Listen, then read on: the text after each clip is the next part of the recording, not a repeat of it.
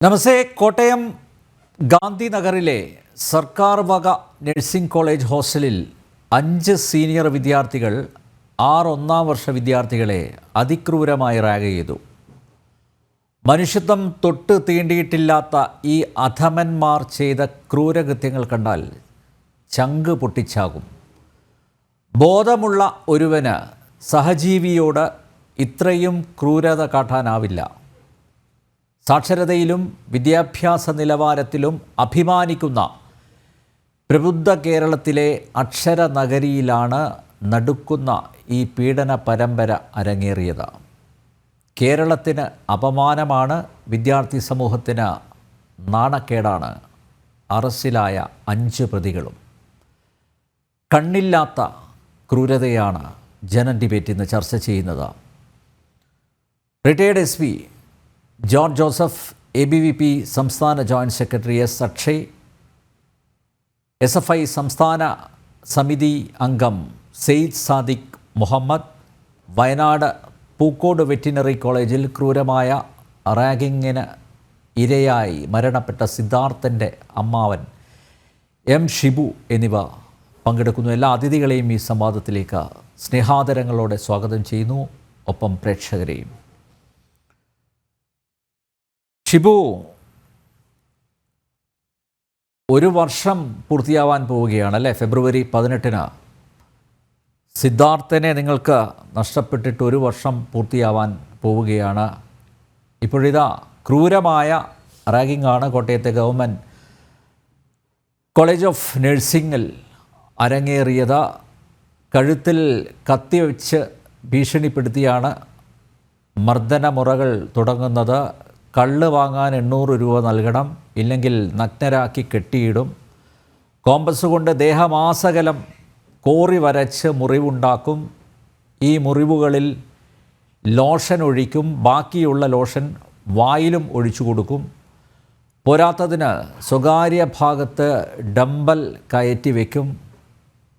പുറത്തു വന്ന ദൃശ്യങ്ങളിൽ ഇതൊക്കെയാണുള്ളത്. പുറത്ത് വരാത്ത ദൃശ്യങ്ങളിൽ എന്തൊക്കെ ക്രൂരതയുണ്ടെന്ന് ഇപ്പോൾ റിമാൻഡിലുള്ളവർക്കും അനുഭവിച്ചവർക്കും മാത്രമേ അറിയൂ.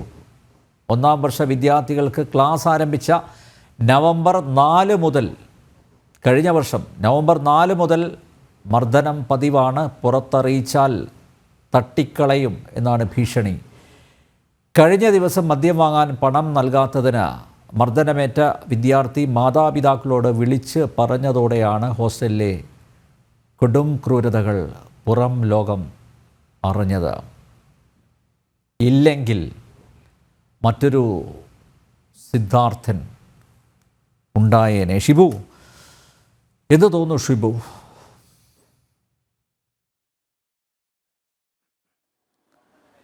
അതെ സാർ, ഇതേ രീതി തന്നെയാണ് അവിടെയും തുടങ്ങിയിരുന്നത്. ഞങ്ങളുടെ പൂക്കോട് വെറ്റിനറി കോളേജിൽ സിദ്ധാർത്ഥനും ഇതിനേക്കാളും അതിക്രൂരമായ പീഡനമാണ് ഏൽക്കേണ്ടി വന്നത്. പക്ഷേ ഇന്ന് സിദ്ധാർത്ഥൻ ഇപ്പോൾ ഈ വിദ്യാർത്ഥി വെളിപ്പെടുത്തിയതുപോലെ സിദ്ധാർത്ഥൻ അത് പറയാൻ കഴിഞ്ഞില്ല.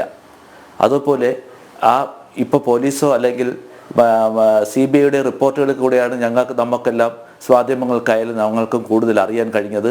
അല്ലെങ്കിൽ ഒരു മൂന്നാമതൊരാൾ പറഞ്ഞാണ് ഞങ്ങൾ അറിഞ്ഞത്. ആ പീഡനം അനുഭവിച്ച ആൾ പറയുമ്പോഴേ അതിൻ്റെ തീവ്രത നമ്മൾ കൂടുതൽ മനസ്സിലാക്കുകയുള്ളൂ.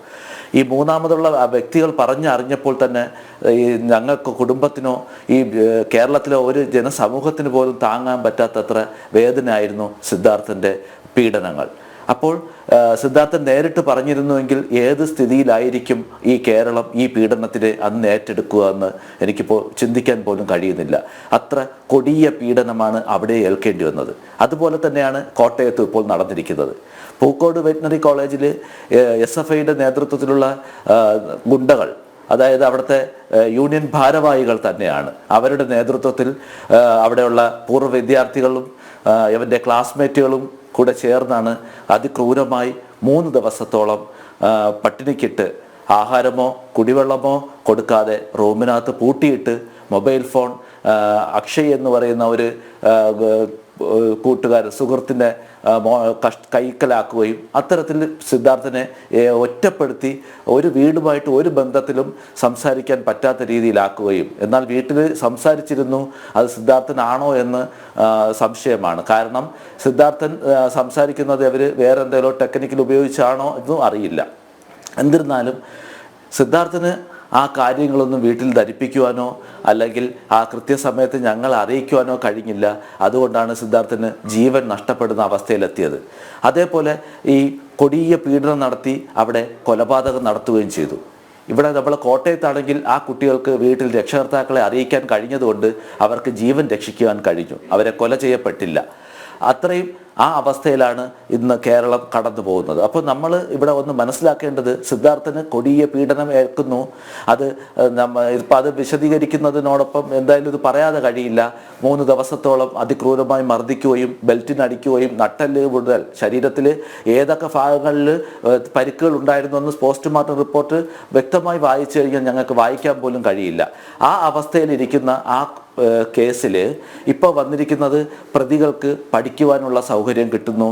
അവർ 1 വർഷത്തിനുള്ളിൽ തന്നെ ആ കോളേജിൽ തന്നെ തിരിച്ചു കയറാനുള്ള അവസരം അവർക്ക് ഒരുങ്ങുന്നു. അവരെ ജാമ്യത്തിൽ വിടുന്നു. അവർക്ക് പരീക്ഷ എഴുതാനുള്ള അവസരം കിട്ടുന്നു. അപ്പം ഇതുപോലെ എല്ലാ സൗകര്യവും ഈ പ്രതികൾക്ക് അല്ലെങ്കിൽ ഈ ക്രിമിനലുകൾക്ക് കിട്ടുന്നു എന്ന് പറയുമ്പോൾ മറ്റുള്ള കുട്ടികൾ ഇത് നോക്കിക്കാണുന്നു. അവർ അടുത്തുള്ള കോളേജിലുള്ള കുട്ടികൾ വിചാരിക്കും, എന്തുകൊണ്ട് നമ്മൾ ഇതും ചെയ്താൽ, ഒരുത്തനെ കൊന്നാൽ പോലും ഞങ്ങൾക്ക് ധൈര്യമായിട്ട് പഠിക്കാം, വലുതാവുമ്പോൾ ജോലി കിട്ടും, കല്യാണം കഴിക്കാം, സുഖമായി ജീവിക്കാം, പിന്നെ എന്തിന് ഞങ്ങൾ പേടിക്കണം, ഞങ്ങൾക്ക് ആരെ വേണോ മർദ്ദിക്കാം, എങ്ങനെയുള്ളവരെ വേണമെങ്കിലും അടിക്കാം, കൊല്ലാം എന്നുള്ള സ്ഥിതിയിലേക്ക് ഇപ്പോൾ ആ നിയമം അവനിലൂടെ സിദ്ധാർത്ഥൻ്റെ കേസുമായിട്ട് ബന്ധപ്പെട്ട് നോക്കുമ്പോൾ നമുക്ക് മനസ്സിലാക്കാൻ കഴിയും. ആ കേസിൽ തന്നെ സാർ ഒന്ന് ശ്രദ്ധിക്കണം, എത്രമാത്രം റാഗിംഗ് ആണ് ഇപ്പോൾ റിപ്പോർട്ട് ചെയ്തിരിക്കുന്നത്, എത്ര പേടിച്ച് എത്ര പേര് പറയാതിരിക്കുന്നു. അപ്പം വീണ്ടും അതിലെല്ലാം പ്രതിസ്ഥാനത്ത് വരുന്നത് ഈ SFI തന്നെയാണ്. എന്നിട്ട് പറയുന്ന എല്ലാത്തിനും അവരുടെ കോടതി ഉള്ളതുപോലെയാണ് അവരുടെ തീരുമാനം. എല്ലാത്തിനും ഒരു കൂടി അവരുടേതായ ഒരു തീരുമാനം അവർ തീരുമാനിക്കും എന്ത് ചെയ്യണം, ഈ കോടതികൾ എന്ത് തീരുമാനിക്കണം, അല്ലെങ്കിൽ ജനങ്ങൾ എന്ത് ചെയ്യണമെന്ന് അവരാണ് തീരുമാനിക്കുന്നത്. ഇവിടെ കോടതിയൊന്നുമില്ല. പൂക്കോടും അതാണ് സംഭവിച്ചത്. അവിടെ ഇരിക്കുന്ന ഡീനൻ എന്ന് പറഞ്ഞാൽ ആ കോളേജിൻ്റെ ഒരു കാര്യങ്ങളെക്കുറിച്ചും അറിയില്ല. ആ കോളേജിലെ എല്ലാ കാര്യങ്ങളും നോക്കുന്നത് ഈ SFI നേതാക്കളാണ്. യൂണിയൻ ചെയർമാനാണ് അവിടെ തീരുമാനിക്കുന്നത് എന്ന് എക്സാം നടത്തണം, എക്സാമിന് ഏത് ക്വസ്റ്റ്യൻ പേപ്പർ വേണം. ക്വസ്റ്റ്യൻ പേപ്പർ പോലും 3-4 ദിവസത്തിന് മുന്നേ കുട്ടികൾക്ക് എത്തിക്കുന്നു എന്നാണ് ഞങ്ങൾക്ക് കിട്ടിയ വിവരം. അത് ശരിയാണ്, സത്യമാണ്. ഈ SFI നേതാക്കളാണ് അവിടെ ഈ ക്വസ്റ്റ്യൻ അവിടെ എത്തിക്കുന്നത്. അപ്പോൾ ഈ കോളേജിൽ എങ്ങനെയാണ് അവിടെ ക്ലാസ് വേണോ വേണ്ടയോ എന്നെല്ലാം തീരുമാനിക്കുന്നത് ഇവരാണ്. അവിടെ എന്തെങ്കിലും കുട്ടികൾ തമ്മിലുള്ള തർക്കങ്ങളോ എന്തെങ്കിലും പ്രശ്നങ്ങളുണ്ടായാൽ അത് പരിഹരിക്കുന്നത് ഡീനോ കോളേജിലെ അധ്യാപകരോ അല്ല. കാരണം എങ്ങനെ ചെയ്യും? അധ്യാപകർ മൊത്തം ഇടതുപക്ഷ ഗ്രൂപ്പിലുള്ളവരാണ്, യൂണിയനിലുള്ളവരാണ്. അവർക്ക് തീരുമാനിക്കുന്നത് അവരെ കുട്ടി സഖാക്കൾ ചെയ്തുകൊള്ളും. അവരാണ് തീരുമാനിക്കുന്നത് ഇന്ന് ആരെ അടിക്കണം, എങ്ങനെ അടിക്കണം. സാർമാർ ഇവിടെ വരല്ലേ, ഞങ്ങൾക്ക് ഇന്ന് ഇവിടെ ഒരു റാഗിങ് ഉണ്ട്, സാർ ഇവിടെ ലീവ് എടുത്ത് പോകണം. നാരായണൻ ആ ദിവസങ്ങളിൽ ലീവിലെന്നാണ് അറിയാൻ പറ്റിയത്. എമർജൻസിയാണ് അന്ന് എത്തിയെന്നാണ് ഞങ്ങൾക്ക് ഇപ്പോൾ കിട്ടുന്ന വിവരം. അത് എത്രത്തോളം ശരിയാണെന്ന് അറിയില്ല. നാരായണൻ അവിടുത്തെ ഡീന് ലീവിൽ പോയ ആളിനെ പറഞ്ഞു വിട്ടിട്ടാണ് ഒരു ഈ ക്രൂരകൃത്യം. അവിടെ പ്ലാൻഡ് മർഡർ. അത് എടുത്തു പറയാം. കാരണം അവനെ ഒരു റൂമിൽ പൂട്ടിയിട്ടിരിക്കുന്നു, വിവസ്ത്രനാക്കുന്നു, ആഹാരം കൊടുക്കുന്നില്ല, കുടിവെള്ളം കൊടുക്കുന്നില്ല, ഫോൺ ഹൈജാക്ക് ചെയ്യുന്നു. വീട്ടിൽ നിന്ന് അക്ഷയെ വിളിക്കുമ്പോൾ അക്ഷയ് പറയണം, അയ്യോ ആൻറ്റി ഇവിടെ ഇരിപ്പുണ്ട്, അവന് ഒരു കുഴപ്പമില്ല, അവൻ ഇവിടെ ഇരിക്കുകയാണ്. ഏതൊരു സമയവും ഞങ്ങൾ ആ കൃത്യമായി പറഞ്ഞ് ധരിപ്പിച്ചുകൊണ്ടിരിക്കുന്നു. റഹാൻ വിളിച്ചു വരുത്തുന്നു. അവൻ്റെ ക്ലാസ്സിലുള്ള ഈ 5 പേരുടെയും വൈരാഗ്യം അല്ലെങ്കിൽ അസൂയ, അവനിലുള്ള വളർച്ച, അല്ലെങ്കിൽ അവൻ പെൺകുട്ടികളോടുള്ള ഒരു സമീപനം, അവരുടെ ഇടയിലുള്ള ഒരു സ്വീകാര്യത, ഇതിൽ അസൂയ പൂണ്ട ഇവര് കൃത്യമായി പ്ലാൻ ചെയ്ത് SFI നേതാക്കള് അവർക്ക് നേരത്തെ അവനെ 8 മാസത്തോളം യൂണിയൻ ഓഫീസിൽ വന്ന് പോലീസ് സ്റ്റേഷനിൽ ചെന്ന് പ്രതികൾ ഒപ്പിടും പോലെ ഒപ്പിടണമായിരുന്നു. അവനെ ഡിസംബർ 2-ാം തീയതി അവൻ്റെ ബർത്ത്ഡേ അന്ന് വിവസ്ത്രനാക്കി കെട്ടിയിട്ട് കാലിൽ പെട്രോൾ ഒഴിച്ച് കത്തിക്കാൻ നോക്കി. അപ്പം ഇതൊക്കെ മദ്യക്കുപ്പികൾ അടുക്കി വെപ്പിച്ചു. അപ്പം ഇതൊക്കെ അവിടെ നടക്കുകയാണ്. മദ്യപിക്കാൻ പൈസ, ഇതേപോലെ കോട്ടയത്ത് ഇപ്പം നടന്നതുപോലെ മദ്യപിക്കുവാൻ വേണ്ടി പൈസ കൊടുക്കണം. അവിടെ വൈകുന്നേരം ആകുമ്പോൾ പെൺവാണിപ്പം എല്ലാമാണ് അതിനകത്ത് നടക്കുന്നത്. അപ്പം ഇതെല്ലാം അവിടെ നടന്നുകൊണ്ടിരിക്കുകയാണ്. അതെല്ലാം ഈ നേതാക്കളുടെ നേതൃത്വത്തിൽ തന്നെയാണ്. അതിന് സഹായിക്കാൻ ഒരു ആർഷോയും. ഈ സംഭവം നടന്ന് 3-4 ദിവസം ആർഷോ അതിനകത്ത് ക്യാമ്പ് ചെയ്തു. ചോദിച്ചവൻ പറയുന്നത് കുട്ടികൾക്ക് മാനസിക ധൈര്യം കൊടുക്കാനെന്ന്. എന്ത് കൊല ചെയ്ത കുട്ടികളെ മാനസിക ധൈര്യം കൊടുക്കാനാണോ യവൻ അവിടെ ചെന്ന് കിടന്നത്? അല്ലെങ്കിൽ തന്നെ അവൻ്റെ ചരിത്രം നോക്കിയാൽ നമുക്കറിയാമല്ലോ, അവൻ ഈ പീഡനക്കാരനാണല്ലോ.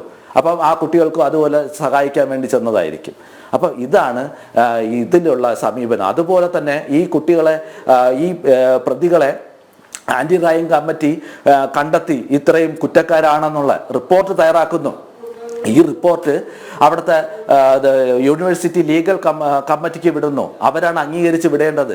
അല്ലെങ്കിൽ തന്നെ അവിടുത്തെ സ്റ്റാൻഡിംഗ് കൗൺസിലിന് വിടുന്നു. ഇവരാണ് തീരുമാനിച്ച് വിടേണ്ടത്. റിപ്പോർട്ടിൽ 5 വർഷത്തെ വിലക്ക്, കടുത്ത തീരുമാനങ്ങളാണ് റിപ്പോർട്ടിലെടുത്ത് ഈ ആൻറ്റി റാഗിംഗ് കമ്മിറ്റി തീരുമാനം എടുത്ത് യൂണിവേഴ്സിറ്റി സ്റ്റാൻഡിംഗ് കമ്മിറ്റിക്ക്, കൗൺസിലിനും ഇതിനും ലീഗൽ അഡ്വൈസറിക്കും കൊടുത്തത്. ഇതിനകത്ത് ആ കമ്മിറ്റിയിൽ ഉണ്ടായിരുന്ന ഒരു ലേഖകൻ, സാറിന് മാധ്യമങ്ങളാകുമ്പോൾ സാറിനറിയാം എത്രത്തോളം കേസിൽ എന്തൊക്കെ നിലനിൽക്കും, എന്തൊക്കെ ഉൾപ്പെടുത്തിയാൽ നിൽക്കുമെന്ന്.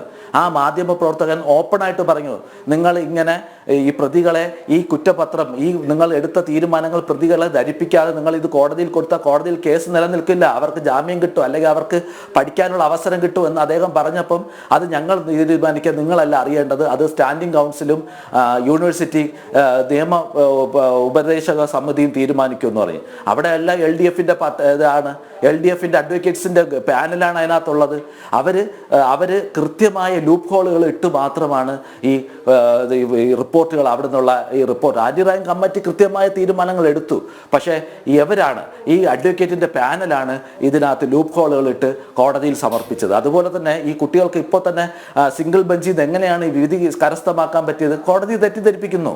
കോടതിയിൽ പ്രതികളുടെ വക്കീലന്മാർ, അവർ 14ഓളം വക്കീലന്മാർ, കേരളത്തിലെ ഏറ്റവും മുന്തിയ വക്കീലന്മാരെയാണ് അവർ ഉപയോഗിച്ചിരിക്കുന്നത്. അതിൽ തന്നെ പല വിദ്യാർത്ഥികളുടെ അച്ഛന്മാർ അഡ്വക്കേറ്റാണ്. അതിൽ കാശിനാഥൻ എന്ന് പറയുന്ന ഒരു ക്രിമിനൽ സൈക്കോയാണ്, ഒരു ക്രിമിനൽ പശ്ചാത്തലം ഉള്ളവനാണ്. അവൻ്റെ അച്ഛൻ അഡ്വക്കേറ്റാണ്. അയാൾ പിന്നെ സിദ്ധാർത്ഥൻ്റെ അച്ഛനെ വന്ന് പരിചയപ്പെട്ടെന്നും തോന്നുന്നു, അഡ്വക്കേറ്റാണ്. അദ്ദേഹം ബന്ധപ്പെട്ട അഡ്വക്കേറ്റ്മാരെ ഇറക്കി ആണ് ഇതിൽ പ്രവർത്തിക്കുന്നത്. അപ്പം ഇവർ കോടതിയിൽ പോകുമ്പോൾ യൂണിവേഴ്സിറ്റിയുടെ സ്റ്റാൻഡിംഗ് കൗൺസിലും യൂണിവേഴ്സിറ്റിയുടെ അഡ്വക്കേറ്റ്സിൻ്റെ പാനലും എന്താണ് ചെയ്യുന്നത്? അവിടെ ചെന്ന് പഴം വിഴുങ്ങിയതുപോലെ ഇരിക്കും, ഒരു പ്രതികരണവും ഇല്ല. അവരിതെല്ലാം പ്രതിഭാഗം മുന്തിയ വക്കീലന്മാർ വന്നങ്ങ് വാദിക്കുകയാണ്. കോടതിയിൽ തെറ്റിദ്ധരണകൾ ഉണ്ടാക്കും. കോടതിക്ക് തെളിവുകളാണ് പ്രാധാന്യം. അത് നമുക്ക് എല്ലാവർക്കും അറിയാവുന്ന കാര്യമാണ്. ഈ വക്കീൽ ഡിഫെൻഡ് ചെയ്യില്ല. അപ്പോൾ കോടതിക്ക് ആ തീരുമാനം എടുക്കേണ്ടി വരും. അങ്ങനെയാണ് ഇവർക്ക് തിരിച്ച് പഠിക്കാനും കോളേജിൽ പ്രവേശനത്തിനും 3 വർഷത്തെ പഠന വിലക്ക് ഉൾപ്പെടെയുള്ള എല്ലാ കാര്യങ്ങളും എടുത്ത് സിംഗിൾ ബെഞ്ച് കളഞ്ഞു. കാരണം എന്താണ്? ഈ അഡ്വക്കേറ്റ് അവിടെ ചെന്ന് ഇവരെ നിന്ന് പൈസ വാങ്ങിയിട്ട് യൂണിവേഴ്സിറ്റി അവർക്ക് പൈസ കൊടുക്കുന്നു, പ്രതിഫലം കൊടുക്കുന്നു. അതേപോലെ പ്രതികളുടെ ഭാഗത്തുനിന്നും പൈസ വാങ്ങി, എന്നിട്ട് അവിടെ ചെന്ന് പഴം വിഴുങ്ങിയ പോലെ ഇരിക്കുകയാണ്, ഒരു പ്രതികരണവും ഇല്ല. അങ്ങനെ സംഭവിക്കുന്നു. അത് വിധി വന്നതുകൊണ്ടാണ് ഞങ്ങൾ അപ്പീലിന് പോവുകയും ഡിവിഷൻ ബെഞ്ചിൽ നിന്നും ഞങ്ങൾക്ക് അപ്പീൽ ഞങ്ങൾക്ക് കിട്ടിയതും. അതുപോലെ ഈ അധ്യാപകർ സംഘടനകൾ ഈ അധ്യാപകരെ പുറത്താക്കപ്പെട്ടിരിക്കുന്ന കാന്തനാഥനെയും ഡീൻ നാരായണനെയും തിരിച്ചെടുക്കുവാൻ വേണ്ടി അഹോരാത്രം പ്രവർത്തിക്കുകയാണ്. അവർ ബക്കറ്റ് പിരിവ് നടത്തുകയാണ്. ഒരാളിൽ നിന്ന് 2000 രൂപ വെച്ച് ബക്കറ്റ് പിരിവ് നടത്തി സാമ്പത്തിക സപ്പോർട്ട്. അയാൾ പറയുന്നത്, ഈ അധ്യാപക സംഘടന പറയുന്നത്, ഈ 2 അധ്യാപകർക്ക് മാനസിക സംഘർഷമുണ്ട്. സിദ്ധാർത്ഥൻ്റെ കുടുംബത്തിനോ സിദ്ധാർത്ഥൻ അനുഭവിച്ചതോ മാനസിക സംഘർഷമല്ല, ഈ അധ്യാപകർക്കുണ്ട്. സാമ്പത്തികം ഇല്ല, സാമ്പത്തിക സഹായം കൊടുക്കണം, അതിനാണ് പിരിവ്. ആരാണ് ഇതിന് ഇവരെ തിരിച്ചെടുക്കാൻ സഹായിക്കുന്നത്? നമ്മുടെ MLA ആണ്. MLA സച്ചിൻ ദേവിൻ്റെ നേതൃത്വത്തിലാണ് അവരുടെ സിൻഡിക്കേറ്റ് കൂടി ഇവരെ തിരിച്ചെടുക്കാൻ തീരുമാനിച്ചത്. ഈ 2 അധ്യാപകരും തിരിച്ചെടുക്കുകയും ഓർഡർ ഇടുകയും പാലക്കാട് ഏതോ ഒരു കോളേജിലേക്ക് നിയമനം നടത്തുകയും ചെയ്തു. പക്ഷേ ഞങ്ങൾ പ്രത്യേക ആ അവസരത്തിൽ തന്നെ ബഹുമാനപ്പെട്ട ഓണറബിൾ ഗവർണറെ ചെന്ന് കാണുകയും അദ്ദേഹത്തിൻ്റെ അടുത്ത് അഭ്യർത്ഥിക്കുകയും ചെയ്തു, സാർ ഇങ്ങനെയാണ് സംഭവങ്ങൾ നടന്നിട്ടുണ്ട്. അദ്ദേഹം ഉടൻ തന്നെ ആക്ഷൻ എടുക്കുകയും ഇവരുടെ തീരുമാനത്തിനെ റദ്ദ് ചെയ്യുകയും ചെയ്തു. അദ്ദേഹം ഓർഡർ ഇറക്കി അതിനെ റദ്ദ് ചെയ്തു. എന്നിട്ട് ഇപ്പോൾ കോടതിയിൽ വീണ്ടും അവരുടെ കയറണമെന്ന് പറഞ്ഞിട്ട് കേസ് നടക്കണം. ആ കേസ് നടത്തുവാൻ വേണ്ടിയാണ് ഈ അധ്യാപക സംഘടനകൾ ബക്കറ്റ് പിരിവ് നടത്തി ഇവരെ സഹായിക്കാൻ നടക്കുന്നത്. അപ്പം ഈ സിദ്ധാർത്ഥനെ അതിക്രൂരമായി പീഡിപ്പിച്ച ഈ 18-20ഓളം വിദ്യാർത്ഥികളിൽ ഇപ്പോൾ നമുക്ക് പോലീസിന്റെ റിപ്പോർട്ട് മറ്റുള്ളവരിൽ നിന്ന് അറിയുന്ന 18-19 പേരുണ്ടെന്നാണ്. ഇവർക്ക് ക്യാപിറ്റൽ പണിഷ്മെന്റ് അല്ലെങ്കിൽ ഉടൻ തന്നെ ഇവരെ കോളേജിൽ കയറ്റാതെയോ ആന്റി റാഗിംഗ് കമ്മിറ്റി എടുത്ത് അതേ തീരുമാനങ്ങൾ നടപ്പിലാക്കുകയൊക്കെ ചെയ്തിരുന്നുവെങ്കിൽ ഈ വരുന്ന വിദ്യാർത്ഥികൾക്ക്, ഇപ്പോഴുള്ള വിദ്യാർത്ഥികൾക്ക് അതൊരു പാഠമായിരുന്നേനായിരുന്നു. ഇങ്ങനെ ചെയ്താൽ ഇങ്ങനെയുള്ള ശിക്ഷകൾ നമുക്ക് ലഭിക്കും, അതുകൊണ്ട് ഇനി കുട്ടികളെ ദ്രോഹിക്കാൻ പാടില്ല എന്ന്. എങ്ങനെ ചെയ്യാതിരിക്കും? മുകളിൽ നിന്നുള്ള സഹായം കൊടുക്കുകയില്ലേ, നിങ്ങൾ ചെയ്യൂ, നിങ്ങൾ ഭാവിയിലെ മന്ത്രിയാണ്, അല്ലെങ്കിൽ നിങ്ങൾ ഭാവിയിലെ സഹകരണ സംഘത്തിന്റെ പ്രസിഡന്റാണ്, സെക്രട്ടറിയാണ്, ഇല്ലെങ്കിൽ നിങ്ങൾ യൂണിവേഴ്സിറ്റിയിലെ ചെയർമാനാണ്. ഇതുപോലെയുള്ള വാഗ്ദാനങ്ങൾ കൊടുത്ത് കുട്ടികളെ കുഞ്ഞിലേ മോട്ടിവേറ്റ് ചെയ്ത് പഠിപ്പിച്ച് ഒരു കൃത്യമായ ഒരു ഗുണ്ട അല്ലെങ്കിൽ ഒരു ഗുണ്ടകളെ വാർത്തെടുക്കുവാൻ വേണ്ടിയാണ് ഈ പാർട്ടിയിലെ അല്ലെങ്കിൽ SFIയിലെ യൂണിറ്റുകാർ തീരുമാനിച്ചുകൊണ്ടിരിക്കുന്നത്. അതിന്റെ ഫലമായിട്ടാണ് ഇപ്പൊ പല കോളേജുകളിലും സ്കൂളുകളിലും ഈവൻ സ്കൂളുകളിൽ പോലും 9ാം ക്ലാസ്സിൽ പഠിക്കുന്ന കുട്ടികൾ പോലും റാഗിങ്, അതൊക്കെ ഇതിൽ നിന്നുണ്ടായിരുന്ന പ്രചോദനമാണ്. ഇവരെ വെറുതെ വിടുന്നു എന്നുള്ള പ്രചോദനമാണ്. അപ്പം ഈ ലൂപ്പ് ഹോളുകൾ ഈ പാർട്ടിയുടെ നയത്തിൽ, ഈ യൂണിവേഴ്സിറ്റി ഭരിക്കുന്ന പാർട്ടിയിൽ സഹായത്തോടുകൂടി ലൂപ്പ് ഹോളുകൾ ഇട്ട് സിദ്ധാർത്ഥനെ കൊല ചെയ്യപ്പെട്ട ഈ വിദ്യാർത്ഥികളെ രക്ഷിക്കുന്നതിന് വേണ്ടി ആദ്യം മുതൽ തന്നെ തെളിവ് നശിപ്പിച്ചതിനോടൊപ്പം തന്നെ ഇപ്പോൾ നിയമപരമായിട്ട് 1 വർഷമായപ്പോഴാണ് ഞങ്ങൾക്കത് മനസ്സിലാവുന്നത് ഇവർ എത്രത്തോളം സ്വാധീനിക്കുന്നുണ്ടെന്ന്. സിദ്ധാർത്ഥന്റെ സാധനങ്ങൾ എടുക്കാൻ വേണ്ടി കോളേജിൽ നിന്ന് അറിയിച്ചതും പ്രകാരം അവിടെ ഞങ്ങൾ ചെന്നപ്പോൾ സിദ്ധാർത്ഥന്റെ ഉപയോഗിച്ചുകൊണ്ടിരുന്ന ഡ്രസ്സ്, മറ്റുള്ള സാധനങ്ങളും വേസ്റ്റ് കുട്ടയിൽ ഒരു ചാക്കിൽ കെട്ടിയിട്ടിരിക്കുന്നു. 1-2 സാധനങ്ങൾ കരഞ്ഞുപോയി അവിടെ ചെന്ന അവസ്ഥ. അവന് വളരെ വൃത്തിയായിട്ട് വെച്ചിരുന്ന സാധനങ്ങളെല്ലാം വേസ്റ്റ് ഡമ്പിൽ കൊണ്ട് തള്ളിയിരിക്കുന്നു. ഞാൻ ചോദിച്ചു, സാറേ ഇങ്ങനെ അല്ലല്ലോ, ഇത് നിങ്ങൾ പറഞ്ഞത് ഇവിടെ ഒതുക്കി വെച്ചിരിക്കുന്നു, ഇതാണോ? ചാക്ക് കൊണ്ട് തട്ടിത്തരും. അത് നോക്കുമ്പോൾ 2 പാൻസ് കിട്ടും, ഒരു ഷർട്ട് കിട്ടും, അല്ല അവൻ്റെ കണ്ണടയില്ല, അവൻ്റെ പേഴ്സില്ല, ബാഗില്ല, മൊബൈലും ഒക്കെ അത് കോടതിയില്ല, മറ്റുള്ള സാധനങ്ങളൊന്നുമില്ല.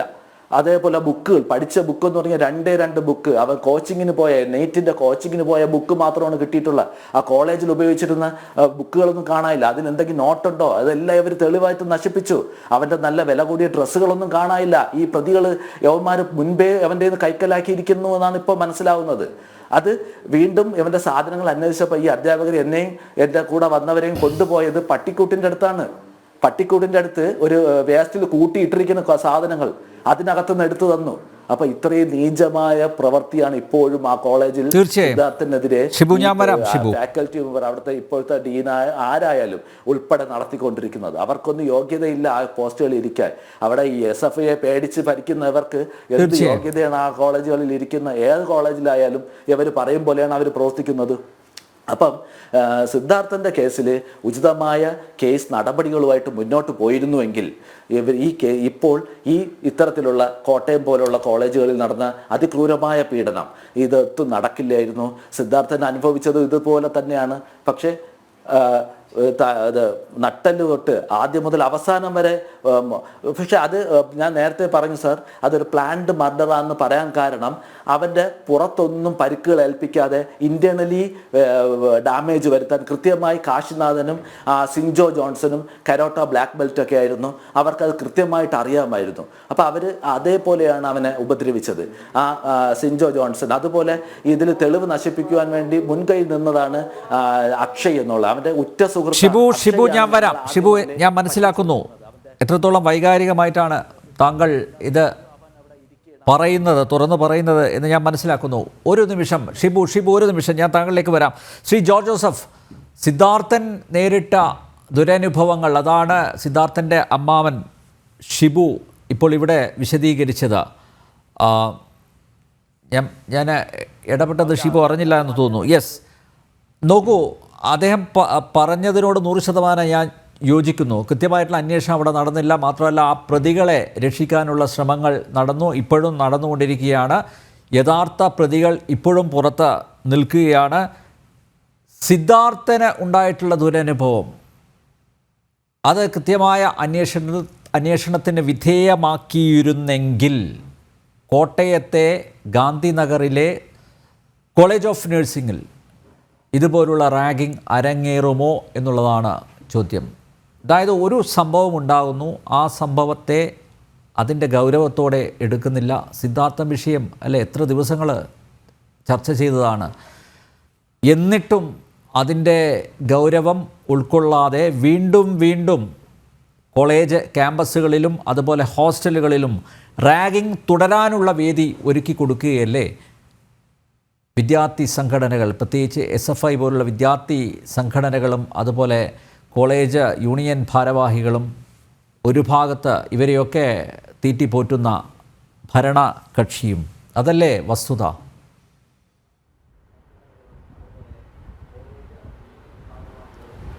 ഇല്ല, നമ്മൾ സിദ്ധാർത്ഥൻ്റെ ഒരു കൊലപാതകം തന്നെയാണ് അത്. കാരണം അവിടെ പോലീസ് അതിന് സ്വല്പം സപ്പോർട്ട് ചെയ്തു, അവിടുത്തെ അധ്യാപകരും അതിന് സപ്പോർട്ട് ചെയ്തു. അവിടെയുള്ള വിദ്യാർത്ഥി സംഘടനകളെ രക്ഷപ്പെടുത്താനാണ് നോക്കുന്നത്. സിദ്ധാർത്ഥൻ്റെ കൊലപാതകം എത്ര ക്രൂരമായൊരു കൊലപാതകമാണ്. വീട്ടിലോട്ട് പോയ ആ പയ്യനെ ആ ട്രെയിനിൽ നിന്ന് തിരിച്ചു കൊണ്ടുവന്നിട്ടാണ് അവർ 2 ദിവസം ഇട്ട് പീഡിപ്പിച്ചു. കാരണം ഇത് പീഡനം അവർക്കൊരു രസമാണ്. കാരണം അതേപോലെ തന്നെയല്ലേ ഇപ്പോഴും കോട്ടയത്തുണ്ടായത്. എത്ര ക്രൂരമായ പെരുമാറ്റമാണ് ഇത്. ഒറ്റപ്പെട്ട സംഭവങ്ങളൊന്നല്ല. ഈ വിദ്യാർത്ഥികളെ അല്ലെങ്കിൽ ഈ ചില വിദ്യാർത്ഥി സംഘടന മേൽനോട്ടത്തിൽ എല്ലാ കോളേജുകളിലും ഇത് തന്നെയാണ് നടക്കുന്നത്. വെളിയിലോട്ട് വരുന്നില്ലെന്നേ ഉള്ളൂ. ഇപ്പം കോട്ടയത്തെ ഒരു അൺകൺട്രോളബിളായ അത് 3-4-5 മാസമായിട്ട് അല്ലെങ്കിൽ 1 വർഷമായിട്ട് ആ കുട്ടികൾ അനുഭവിച്ചുകൊണ്ടിരുന്ന് അവരുടെ അനുഭവത്തിൻ്റെ ഒരു സ്റ്റേജ് മാറി അവരെ കൊല്ലും, അവർ ചാകും എന്ന് തോന്നിയപ്പോഴാണ് ആ കുട്ടികൾ അത് പ്രിൻസിപ്പളിൻ്റെ അടുത്ത് റിപ്പോർട്ട് ചെയ്തത്. അപ്പോൾ ഇത് ആ പ്രിൻസിപ്പളിന് കുഴപ്പക്കാരൻ തന്നെ. ലേഡി അത് ഞാൻ കണ്ടു. അവിടുത്തെ സാറുമാരെന്ത് ചെയ്യുകയാണ്? ഇവിടുത്തെ കാര്യങ്ങൾ അറിയണ്ടേ? ഇത് വല്ലവരും കുട്ടികൾ പറയണമെന്നോ? കുട്ടികൾ പറയാത്തതുകൊണ്ടാണ് അറിയാത്തതെന്നാണ് ആ പ്രിൻസിപ്പൾ പറയുന്നത്. അങ്ങനെയല്ലല്ലോ വേണ്ടത്. ഒരു കോളേജിൽ നടക്കുന്ന ആ കാര്യങ്ങൾ മുഴുവൻ ഡേയും നൈറ്റിലേക്ക് ഇവർ അറിയണ്ടേ? അവിടെ അധ്യാപകരെ ചെക്ക് ചെയ്യണ്ടേ? ഇതന്നെ ക്രിമിനൽ സംഘങ്ങളെ വളർത്തുന്ന സ്ഥാപനങ്ങളാണോ? കേരളത്തിലെ മുഴുവൻ വിദ്യാഭ്യാസ മേഖലയിൽ ഇത് തന്നെയാണ് നടക്കുന്നത്. അത് പറയുമ്പം പലർക്കും വിഷമം തോന്നുന്നു. രാഷ്ട്രീയപരമായിട്ടല്ല പറയുന്നത്. സമൂഹം കംപ്ലീറ്റ് മാറിയിരിക്കുന്നു. നമ്മുടെ കുട്ടികൾ കംപ്ലീറ്റ് മാറിയിരിക്കുന്നു. സ്വന്തം വീട്ടിലെ അപ്പനും അമ്മയ്ക്കും രക്ഷയില്ല. ഇപ്പം നമ്മൾ ഈ നഴ്സിംഗ് കോളേജ് കോട്ടയത്തെ അവിടുത്തെ നടന്ന പീഡനത്തിൻ്റെ സ്വഭാവം കോമ്പസ് കൊണ്ട് ശരീരം വാർന്നിട്ട് ഇങ്ങനെ വരഞ്ഞ് കീറിയിട്ട് അവർ അയ്യോ അയ്യോ എന്നാ കൊച്ചു കിടന്ന് വിളിക്കുകയാണ്, കെട്ടിയിട്ടിട്ട് ചെയ്യാണ്. അത് രസം കൊല്ലുവാണ്. ഈ വിദ്യാർത്ഥി സംഘടനയിലെ ആൾക്കാരാണ് ഇത് കാണുന്നത്. ഇവർക്ക് മൃഗങ്ങളെക്കാളും മ്ലേച്ഛമായ രീതിയിൽ ചിന്തിക്കുന്നവരും അല്ലെങ്കിൽ മ്ലേച്ഛമായ രീതി കഴിയുന്നവരും തന്നെ.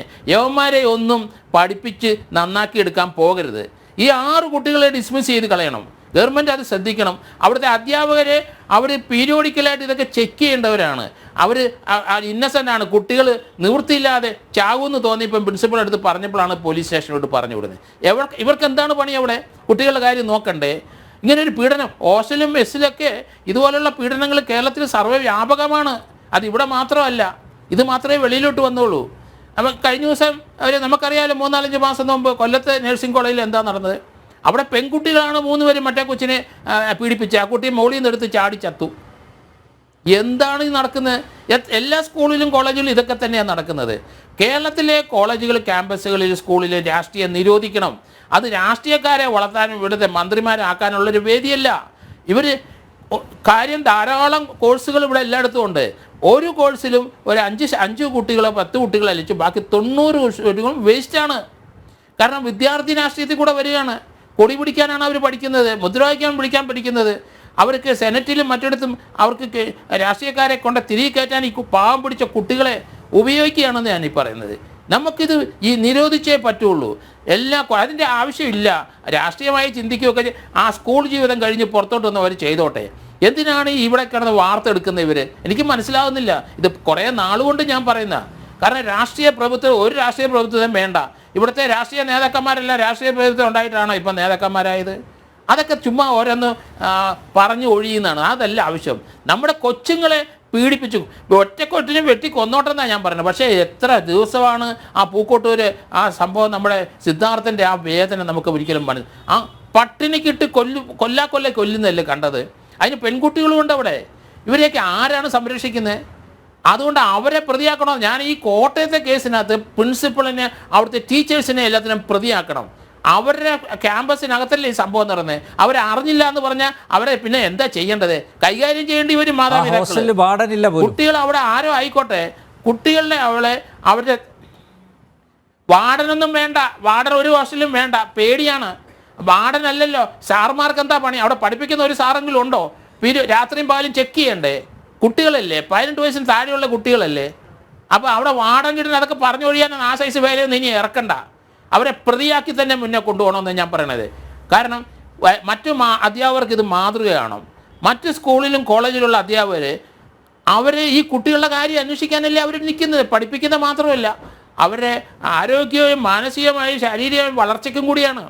വീട്ടിലൊരു 10-12 മണിക്കൂർ ആ കുട്ടികൾ ഇരിക്കുന്നുള്ളൂ, ബാക്കി മുഴുവൻ സമയം സ്കൂളിലും പരിസരത്തുമാണ്. അപ്പോൾ അതുകൊണ്ട് പറഞ്ഞൊഴിയരുത്. ഇവരെ പ്രതിയാക്കി മാതൃകപരമായി ശിക്ഷിച്ചെങ്കിൽ മാത്രമേ ഇത് നിൽക്കുകയുള്ളൂ. കാരണം ഇവിടെ നമ്മളെ കൊല്ലത്തെ കാണിച്ച ആ പ്രിൻസിപ്പൾ പറഞ്ഞ അയാൾ അറിഞ്ഞില്ല എന്നാണ് പറയണത്. ആ കുട്ടി 3 പ്രാവശ്യം കുട്ടിയുടെ പേരൻസ് കംപ്ലൈൻറ്റ് എഴുതി കൊടുത്തിട്ടുണ്ട്. എന്നിട്ട് ആ മാന്യം പറയുന്നത് എന്താണ്? അറിഞ്ഞില്ല എന്നല്ലേ പറയുന്നത്. എന്താണ് കേരളത്തിൽ നടക്കുന്നത്?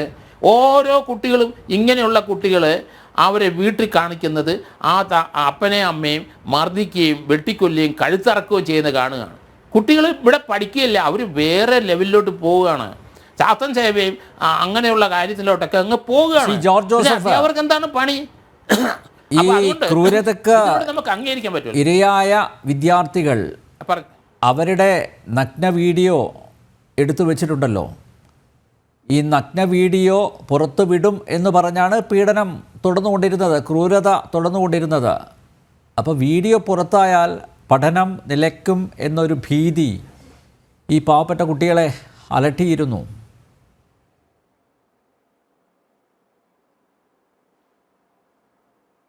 അത് ശരിയാണ്. അങ്ങനെ ഒരു വീഡിയോ എടുക്കുന്ന മാത്രമല്ല, ഈ പീഡിപ്പിക്കുന്നത് മുഴുവൻ അവർ റെക്കോർഡ് ചെയ്തിരിക്കുകയാണ്. അവർ കുട്ടികളെ കുറേ നാളുകളായി ഫസ്റ്റ് ഇയർ വരുന്നവരുടെ പൈസ പിടിച്ചു പറിക്കും. എന്നിട്ട് വീട്ടിൽ മദ്യപിക്കാനുള്ള പൈസ അവിടെ ആ കോളേജ് ക്യാമ്പസിൽ ഈ ലിക്കർ കിട്ടുമെന്നേ, ഡ്രഗ്സും അവിടെ കിട്ടും. നമ്മൾ വേറെ കുട്ടികളെ എടുത്തുകൊണ്ട് കൊടുക്കുന്ന ആൾക്കാരുണ്ട്. ഈ അധ്യാപകർക്ക് എന്താണ് പണി? അപ്പോൾ അതുകൊണ്ട് അത് അവരെ തന്നെ പിടിച്ചെങ്കിലും വെക്കുള്ളൂ. ഈ കേസിനകത്ത് അവരെ പ്രതിയാക്കണമെന്നാണ് ഞാൻ പറഞ്ഞത്. ഇനി അത് നമുക്ക് ക്ഷമിക്കാൻ കഴിയില്ല. കാരണം കുട്ടികൾ ഓരോന്നോരോന്നും മരണപ്പെടുകയാണ് കോളേജ് ക്യാമ്പസിനകത്ത്. ഇവരെ മരണപ്പെട്ടു, അല്ലെങ്കിൽ ഈ സിദ്ധാർത്ഥൻ്റെ മരണപ്പെട്ടുകൊണ്ടാണ് നമ്മൾ അത്രയും വിവരങ്ങൾ കൂടുതൽ അറിഞ്ഞത്. ഈ കുട്ടികൾ അനുഭവിച്ച വേദനകളെ പറ്റി ഡീറ്റെയിൽസ് ഇനിയും വരാൻ പോകുന്നതേ ഉള്ളൂ. അതുപോലെ എല്ലാ കോളേജിലും ഇത് തന്നെ അനുഭവം. ഓരോ വിദ്യാർത്ഥി സംഘടന അവരെ ആളെ കൂട്ടാൻ മറ്റേ എതിർ സംഘടനയിലെ ആൾക്കാരെ പിടിച്ച് ബലമായി കൊണ്ടുവന്ന് പീഡിപ്പിച്ചുകൊണ്ടിരിക്കുന്ന സംഭവമാണ് കേരളം. ഇത് പലർക്കും കൈ പോയി, കാല് പോയി, കണ്ണ് പോയി, ചെവി പോയി, പല്ല് പോയവരൊക്കെ ഉണ്ട് കുട്ടികൾ. അതൊക്കെ അങ്ങ് ക്ഷമിച്ച് മാതാപിതാക്കൾ മിണ്ടാതെ അങ്ങ് പോവുകയാണ്. പോരാ നമുക്കിത്. ഇതൊക്കെ ചലഞ്ച് ചെയ്യാനായിട്ട് ആൾക്കാർ വരണം, മാതാപിതാക്കളും വരണം, അവിടുത്തെ പേരൻറ് ടീച്ചർ അസോസിയേഷൻ വരണം. ഈ കുട്ടികളെ ഏത് സംഘടനയായാലും കുട്ടികളെ പേടിക്കരുത്. അവർക്കെതിരായിട്ട് ശക്തമായ നടപടി എടുക്കണം. സാറുമാർ സംഘടനാ സ്വാതന്ത്ര്യം സംഘടന ഉപയോഗിച്ചിട്ട് അവരുടെ ലോകത്താണ്. ഈ ഒരു സ്കൂളിലും കോളേജിലും ഈ സംഘടന അനുവദിക്കാൻ പാടില്ല എന്നാണ് ഞാൻ പറയുന്നത്. കാരണം നമ്മൾ അതിൽ നിന്ന് മാറി ചിന്തിക്കേണ്ട സമയം കഴിഞ്ഞു. എത്രയോ നാളുകൊണ്ട് നമ്മൾ ജനത്തിൽ തന്നെ എത്ര പ്രാവശ്യം ഇത് പറഞ്ഞിരിക്കുന്നു. ഇത് പ്രോഹിബിറ്റ് ചെയ്യണം. യൂണിവേഴ്സിറ്റിയിൽ കോളേജുകളിൽ എന്താ നടക്കുന്നതെന്ന് നമുക്ക്, കുട്ടികൾ വെളിയിൽ പറയുന്ന പെൺകുട്ടികളും ആൺകുട്ടികളും പഠിക്കാൻ പോയിട്ട് അനുഭവിക്കുന്ന വേദനകൾ എന്തുമാത്രം ഭീകര. ഈ അടുത്ത ദിവസം തന്നെ അവിടെ യൂണിറ്റ് അവിടെ പിരിച്ചു വിട്ടിട്ട് വീണ്ടും യൂണിറ്റ് വന്നിട്ട് അവിടെ കുട്ടികളെ പീഡിപ്പിക്കുകയാണ്. പിരിവാണ്. കുട്ടികൾക്ക് അവരുടെ ഡ്രസ്സുകൾ ഇപ്പോൾ പൂക്കോട്ടൂരെ നമ്മുടെ സിദ്ധാർത്ഥൻ്റെ അങ്കിള് പറഞ്ഞ കേട്ടല്ലോ, ഈ നല്ലൊരു സ്കൂളിൽ കോളേജിൽ ഒരു നല്ല ഡ്രസ്സ് ഇട്ടുകൊണ്ട് പോയാൽ അത് ഈ സംഘടനയിലുള്ള പിള്ളേർ അത് ഇട്ടിട്ട് അവനെ പഴയ ഡ്രസ്സ് കൊടുക്കും. എത്ര കുട്ടികൾ ഇത് ഡെയിലി ഞാൻ കാണുന്ന വളരുമെന്ന് എൻ്റെ അടുത്ത് പറയുന്നത്. നല്ലൊരു ഷൂ ഇട്ടുകൊണ്ട് പോകാൻ ഒക്കില്ല, അത് അമ്മമാരിട്ടിട്ട് അവൻ്റെ ഷൂ ഇങ്ങോട്ട് കൊടുക്കും. ചപ്പലും അങ്ങനെ തന്നെ, എല്ലാ കാര്യങ്ങളും അങ്ങനെ തന്നെ. പിന്നെ പണം ഉണ്ടെങ്കിൽ അത് പോക്കറ്റിൽ നിന്ന് പിടിച്ചു പറിക്കും. ഇതൊക്കെ ഒരു തട്ടിപ്പ് സംഘങ്ങളാണ് എല്ലാ കോളേജുകളിലും. ഒരു 10-20% ആൾക്കാർ അവരുടെ ജീവിതമാർഗ്ഗം ഇങ്ങനെ തന്നെ. അവർ സമൂഹത്തിലിറങ്ങി അവർക്ക് ചില സ്വീകരണങ്ങളൊക്കെ ചില രാഷ്ട്രീയ പാർട്ടികൾ കൊടുക്കുമ്പം നമുക്ക് എന്ത് സഹതാപിക്കാതെ അല്ല വേറെ എന്ത് ചെയ്യാനൊക്കും. ഈ രീതിയിൽ മാനസികമായി ഈ കുട്ടികളെ തളർത്തി അവരെ ഓരോ പപ്പറ്റാക്കി സമൂഹത്തിൽ കൊണ്ടുവന്നിട്ട് അവർക്ക് വോട്ട് ചെയ്യാൻ വേണ്ടി കൊണ്ടുവരികയാണ്.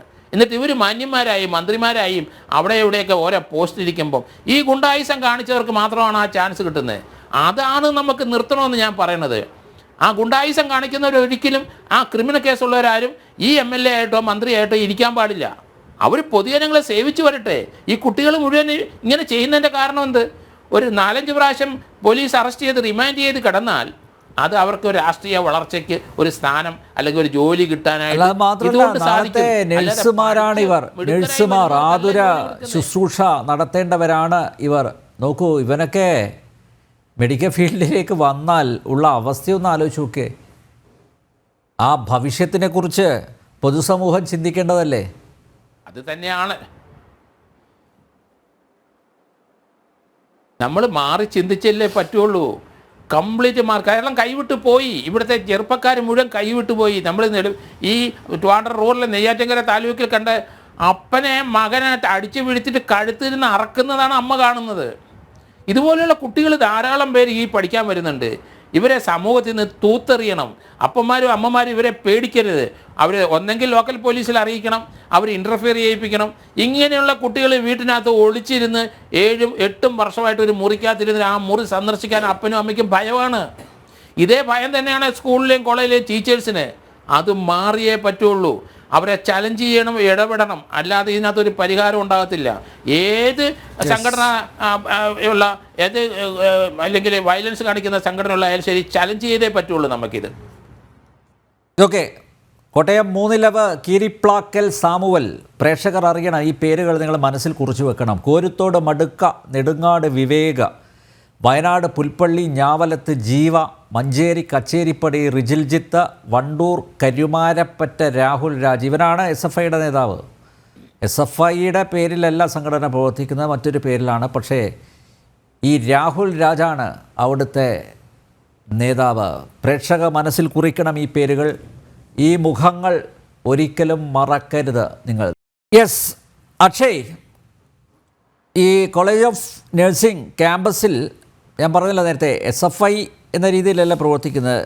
Kerala government students nurses association, ഇതിൻ്റെ ജനറൽ സെക്രട്ടറിയാണ് ഈ സഖാവ് രാഹുൽ രാജ് KP. അവൻ ചുവന്ന ഷർട്ടൊക്കെ ഇട്ട് ഇങ്ങനെ ചിരിച്ച് ഞെളിഞ്ഞ് നിൽക്കുന്നത് കാണുന്നുണ്ട്. അവനാണ്, ഈ രാഹുൽ രാജാണ് ഈ കേസിലെ 1-ാം പ്രതി. ഈ ക്രൂരതയ്ക്ക് ഒക്കെ നേതൃത്വം നൽകിയത് രാഹുൽ രാജാണ്. സ്വാഭാവികമായി രാഹുൽ രാജ് ഒരു ഓർഗനൈസേഷൻ്റെ, ഒരു സംഘടനയുടെ നേതൃസ്ഥാനത്ത് നിൽക്കുന്നവനാണ്. അവന് കുറേ സിൽബന്ധികൾ കാണും, ഒരു സംശയവുമില്ല. അവൻ എന്ത് ചെയ്യുന്നോ അത് ഏറ്റ് പിടിക്കാൻ കുറച്ച് പേര് കാണുമെന്ന കാര്യത്തിൽ യാതൊരു സംശയവുമില്ല. ഈ ക്യാമ്പസിൽ നടന്നത്, ക്യാമ്പസ് ഹോസ്റ്റലിൽ നടന്നത് കൃത്യമായിട്ട് അന്വേഷിച്ചോ അക്ഷയ്? ഇവിടെ വയനാട് പൂക്കോട് മുതൽ കോട്ടയം വരെ എത്തി നിൽക്കുന്ന ഇത്തരത്തിലുള്ള റാഗിംഗ് വിഷയങ്ങൾ ആദ്യത്തെ അല്ലെങ്കിൽ കേരളത്തിലെ തന്നെ ഒറ്റപ്പെട്ടൊരു വിഷയങ്ങളായിട്ട് തന്നെ നമുക്ക് മനസ്സിലാക്കാൻ വേണ്ടി സാധിക്കില്ല. നിരന്തരമായിട്ടുള്ള ഇത്തരത്തിലുള്ള റാഗിംഗ് വിഷയങ്ങൾ കേരളത്തിൽ ഉണ്ടാകുന്നു, അല്ലെങ്കിൽ കേരളത്തിലെ ക്യാമ്പസുകൾക്കകത്തുണ്ടാകുന്നു എന്ന് പറയുമ്പോൾ തീർച്ചയായിട്ടും അതിനിഷ്ഠൂരമായിട്ടുള്ള റാഗിംഗ് ഈ കോട്ടയത്ത് നടന്നപ്പോൾ ഇവിടെ പറഞ്ഞതുപോലെ രാഹുൽ രാജ് എന്ന SFIയുടെ നേതാവ് KGSNA എന്ന് പറയുന്ന നഴ്സിംഗ് അസോസിയേഷൻ അല്ലെങ്കിൽ നഴ്സിംഗ് വിദ്യാർത്ഥികളുടെ ഒരു സംഘടന, ആ സംഘടനയുടെ ജനറൽ സെക്രട്ടറിയാണ് ഇദ്ദേഹം, ഈ പറയുന്ന രാഹുൽ രാജ്. ഇദ്ദേഹം ഇതിൽ പ്രതിയാണ്. 5ഓളം വരുന്ന ഇത്തരത്തിലുള്ള പ്രതികൾ വളരെ നിഷ്ഠൂരമായിട്ട് വലിയ രീതിയിലുള്ള റാഗിംഗ് നടത്തുമ്പോൾ അവരെക്കുറിച്ച് ഇവിടെ അല്ലെങ്കിൽ കഴിഞ്ഞ വർഷം നടന്നിട്ടുള്ള സിദ്ധാർത്ഥന്റെ റാഗിംഗ് വിഷയത്തിൽ ഉൾപ്പെടെയുള്ള കാര്യങ്ങൾ ഇവിടെ പറയുകയുണ്ടായി. അതിൽ നിന്ന് എന്ത് മാറ്റമാണ് കേരളത്തിലെ ക്യാമ്പസുകൾക്കകത്ത് ഉണ്ടായിട്ടുള്ളത്? ഇവിടെ പലപ്പോഴും റാഗിംഗ് ഉൾപ്പെടെയുള്ള വിഷയങ്ങൾ ഉണ്ടാകുന്ന സമയത്ത് പ്രധാനപ്പെട്ട വിദ്യാർത്ഥി സംഘടനകളും രാഷ്ട്രീയ സംഘടനകളും അത്തരത്തിൽ സംരക്ഷണം കൊടുത്ത് അവരെ ജയിലിൽ പോയി കണ്ട് അവർക്ക് നിയമസഹായം കൊടുത്ത് അവരെ സംരക്ഷിക്കുന്ന ഒരു സാഹചര്യം കേരളത്തിൽ ഉണ്ടാകുന്നത് കൊണ്ട് തന്നെയാണ് അവർ വീണ്ടും അല്ലെങ്കിൽ പൂക്കോട് നടന്ന വിഷയം ആണെങ്കിൽ തന്നെ ഇന്ന് കോട്ടയത്ത് നടന്നിരിക്കുന്നു. അങ്ങനെ ജില്ലകൾക്ക് മാത്രമാണ് വ്യത്യാസങ്ങൾ ഉണ്ടാകുന്നത്. കേരളത്തിലെ ക്യാമ്പസുകളിൽ ഇത്തരത്തിലുള്ള സംഘർഷങ്ങളും റാഗിംഗ് പോലെയുള്ള കാര്യങ്ങൾ ഉണ്ടാകുന്നു. ഒരു കാര്യം മനസ്സിലാക്കേണ്ടത്, ഇവിടെ നേരത്തെ സിദ്ധാർത്ഥന്റെ അമ്മാവൻ പറഞ്ഞതുപോലെ വലിയ രീതിയിലുള്ള പിന്തുണ ഇവർക്ക് രാഷ്ട്രീയപരമായിട്ടും ക്യാമ്പസുകൾക്കകത്തു നിന്ന് ഉണ്ടാകുന്നുണ്ട്. അതിൽ ഒരു പരിധിവരെ അധ്യാപകരുടെ ഭാഗത്തു നിന്ന്, ഇടതുപക്ഷ അധ്യാപക സംഘടനകളുടെ ഭാഗത്തു നിന്നുള്ള വലിയൊരു പിന്തുണ, അവരുടെ ഇന്റേണൽ മാർക്കുകളാവാം, അല്ലെങ്കിൽ അത്തരത്തിലുള്ള പിന്തുണകൾ കൊണ്ട് തന്നെയാണ് അവർക്ക് അത്തരത്തിലുള്ള കാര്യങ്ങളിലേക്ക് കടന്നു ചെല്ലാൻ പറ്റുന്നത്. പ്രത്യേകിച്ച് ഈ റാഗിംഗ് വിഷയങ്ങൾ ഉണ്ടാകുന്ന സമയത്ത് അവിടെ ഒരു സ്വാഭാവികമായും അവിടുത്തെ കമ്മിറ്റികൾ, അധ്യാപകരടങ്ങുന്ന കമ്മിറ്റികളാണ് റാഗിംഗ് വിഷയങ്ങൾ അന്വേഷണം നടത്തുക. ആ അന്വേഷണം നടത്തി കൃത്യമായി ക്യാമ്പസുകൾക്കകത്ത് അന്വേഷണ റിപ്പോർട്ട് സമർപ്പിക്കുവാനോ ആരാണോ യഥാർത്ഥ പ്രതികൾ അവർക്ക് വേണ്ടി അല്ലെങ്കിൽ അവരെ നിയമത്തിന് മുന്നിൽ കൊണ്ടുവരാനോ പലപ്പോഴുമായിട്ടും അത്തരത്തിൽ സാധിക്കാത്തൊരു സാഹചര്യം ഉണ്ടാകുന്നുണ്ട്. ഇവിടെ ഈ റാഗിംഗ് ഉണ്ടാകുന്ന സമയത്ത് 3 മാസം മുന്നേ റാഗിംഗ് ഉണ്ടായിട്ടുണ്ട് അല്ലെങ്കിൽ ഇത്തരത്തിലുള്ള കാര്യങ്ങൾ നടന്നിട്ടുണ്ടെന്നാണ് പുറത്തു വരുന്ന വിവരങ്ങൾ. ഈ വീഡിയോ എടുത്ത് അവരുടെ കയ്യിൽ വെച്ചിട്ട് തന്നെ ഒരുപാട് നാളുകളായിട്ടുണ്ട്. ഈ വീഡിയോ എടുത്ത് അല്ലെങ്കിൽ റാഗിംഗ് നടന്നു കഴിഞ്ഞതിന് മുമ്പ് 3 മാസം മുൻപ് തന്നെ ഈ വിഷയങ്ങൾ ഉണ്ടാകുമ്പോൾ ക്യാമ്പസിനുള്ളിലുള്ള വാർഡൻ, ക്യാമ്പസിലെ വാർഡൻ അടക്കമുള്ള കോളേജിന്റെ പ്രിൻസിപ്പൽ അടക്കമുള്ള ആളുകൾ അറിയുന്നത് ഈ ഒന്നോ രണ്ടോ ദിവസങ്ങൾ മാത്രമായിട്ടാണ്. ഇത് വ്യക്തമായിട്ടുള്ള ഗൂഢാലോചന ഇതിൽ വ്യക്തമായിട്ട് പുറത്തു വരുന്നുണ്ട്. ഇവർ ഇടതുപക്ഷത്തിന്റെ പ്രവർത്തകരായതുകൊണ്ട് തന്നെയാണ്, അല്ലെങ്കിൽ SFIയുടെ പ്രവർത്തകരായതുകൊണ്ട് തന്നെയാണ് ഇത് പുറത്തു വരാതിരിക്കുന്നത്. ആ പുറത്തു വരാതിരിക്കുന്നത് കൊണ്ട് സ്വാഭാവികമായും ഇവിടെ പറഞ്ഞതുപോലെ അടുത്ത ജില്ലകൾക്ക് മാത്രം മാറ്റം വരുന്നു, അടുത്ത ക്യാമ്പസുകളിലേക്ക് ഇത്തരത്തിലുള്ള റാഗിങ് വരുന്നു. പലപ്പോഴും ഇടതുപക്ഷം നമ്മൾക്കറിയാം മനുഷ്യനാകണമെന്ന തരത്തിൽ ഒരു കവിതയൊക്കെ ചൊല്ലി നമ്മുടെ പൊതുസമൂഹത്തിൽ അല്ലെങ്കിൽ സോഷ്യൽ മീഡിയക്കകത്ത് റീലൊക്കെ ഇടുന്നത് നമുക്ക് കാണാം. പക്ഷെ അവർ ആദ്യം മനസ്സിലാക്കേണ്ടത് നിങ്ങളുടെ സ്വന്തം സഖാക്കളെ ആ കവിത കേൾപ്പിക്കണം, അല്ലെങ്കിൽ ആ പാട്ട് കേൾപ്പിച്ചുകൊണ്ട് നിങ്ങൾ മനുഷ്യനായി പെരുമാറാൻ കേരളത്തിലെ ക്യാമ്പസുകൾക്കകത്ത് മനുഷ്യനായി വിദ്യാർത്ഥികളോടൊപ്പം പെരുമാറാൻ നിങ്ങൾ പഠിക്കണമെന്നാണ് ABVPക്ക് ഇവിടെ പറയുവാനുള്ളത്. പിന്നെ എല്ലാ വിദ്യാർത്ഥി സംഘടനയിൽപ്പെട്ടവരൊന്നും ഇത്തരത്തിൽ റാഗിങ്ങുകളിൽ പെടുന്നവരോ അല്ലെങ്കിൽ ഇത്തരത്തിൽ മനുഷ്യത്വരഹിതമായി പെരുമാറുന്നവരോ ഒന്നുമല്ല. സ്വാഭാവികമായിട്ടും പ്രതിസ്ഥാനത്ത് വരുന്നത് സിദ്ധാർത്ഥന്റെ മരണമാവാം, അല്ലെങ്കിൽ ഇപ്പോൾ ഇവിടെ കോട്ടയത്ത് നടന്നിട്ടുള്ള ഈ റാഗിംഗ് ഉൾപ്പെടെയുള്ള വിഷയത്തിൽ പ്രതിസ്ഥാനത്ത് വരുന്നത് ഒരു വിദ്യാർത്ഥി സംഘടനയാണ്. ആ വിദ്യാർത്ഥി സംഘടനയുടെ പേര് SFI എന്നാണ്. അതാണ് കേരളം മനസ്സിലാക്കേണ്ടത്. SFI എന്ന് പറയുന്ന ഒരു വിദ്യാർത്ഥി സംഘടന മനുഷ്യത്വരഹിതമാണ്, അക്രമമാണ് അവരുടെ മാർഗം. ഞങ്ങളുടെ കൂടെ നിൽക്കാത്തവരെ അവർ ഇത്തരത്തിൽ പെരുമാറുകയും അവർ ഇത്തരത്തിൽ ഭീഷണിപ്പെടുത്തിക്കൊണ്ട് ഞങ്ങളുടെ പരിധിയിലാക്കണം എന്നാണ് അവർ ആഗ്രഹിക്കുന്നത്. ഇവിടെ SFIയുടെ സംസ്ഥാന സെക്രട്ടറി ഉൾപ്പെടെയുള്ളവർ ഇന്ന് പറഞ്ഞിട്ടുള്ളത് ആ കുടുംബത്തിനൊപ്പം നിൽക്കും, അല്ലെങ്കിൽ ഇരയായപ്പെട്ടവരുടെ കുടുംബത്തിന് നീതി മേടിച്ചു കൊടുക്കുമെന്നാണ് പറഞ്ഞിരിക്കുന്നത്.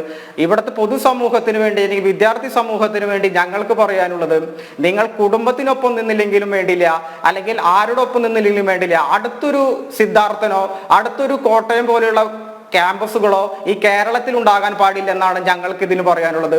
അതുകൊണ്ട് തന്നെ ഈ വിഷയങ്ങൾ ഉൾപ്പെടെ വരുന്ന സമയത്ത് പലപ്പോഴും ഇത്തരത്തിലുള്ള കേവലം ചർച്ചകൾ നടക്കുന്നു, അതിനപ്പുറത്തേക്ക് ഈ വിഷയം ഉണ്ടാകുന്നുണ്ട്. ഇപ്പോൾ നമ്മൾക്കറിയാം എറണാകുളം ജില്ലയിലാണ് മെഹ്റിൻ എന്ന് പറയുന്ന ഒരു വിദ്യാർത്ഥി, കേവലം സ്കൂൾ വിദ്യാഭ്യാസം മാത്രം നടത്തുന്ന വിദ്യാർത്ഥി മരണപ്പെട്ടത്. ആ വിദ്യാർത്ഥിയുടെ മരണം റാഗിംഗ് ആണ്.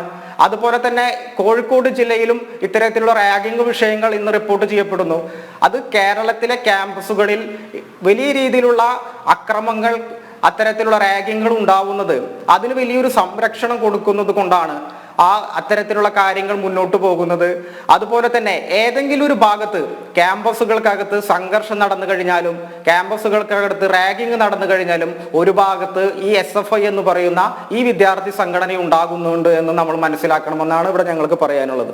ഓക്കെ, ശ്രീ ജോർജ് ജോസഫ്, നോക്കൂ, ഇന്ന് തന്നെ സമാനമായിട്ടുള്ള 1-2 കേസുകൾ രജിസ്റ്റർ ചെയ്യപ്പെട്ടിട്ടുണ്ട് പല ക്യാമ്പസുകളിലും. ഒന്ന് കണ്ണൂരിലാണ് എൻ്റെ ശ്രദ്ധയിൽപ്പെട്ടു. അത് നേരത്തെ ഇവിടെ എറണാകുളത്തെ ഒരു സ്കൂളിലെ ഒരു പബ്ലിക് സ്കൂൾ, ആ സ്കൂളിലെ ഒരു വിദ്യാർത്ഥി ഈ റാഗിങ് അത് നിരന്തരം അതിന് വിധേയമായപ്പോൾ അത് സഹിക്കവയ്യാതെ 26ാമത്തെ നിലയിൽ നിന്നാണ്, അവൻ താമസിക്കുന്ന ഫ്ലാറ്റിൻ്റെ 26ാമത്തെ നിലയിൽ നിന്നാണ് താഴേക്ക് ചാടി ആത്മഹത്യ ചെയ്തത്.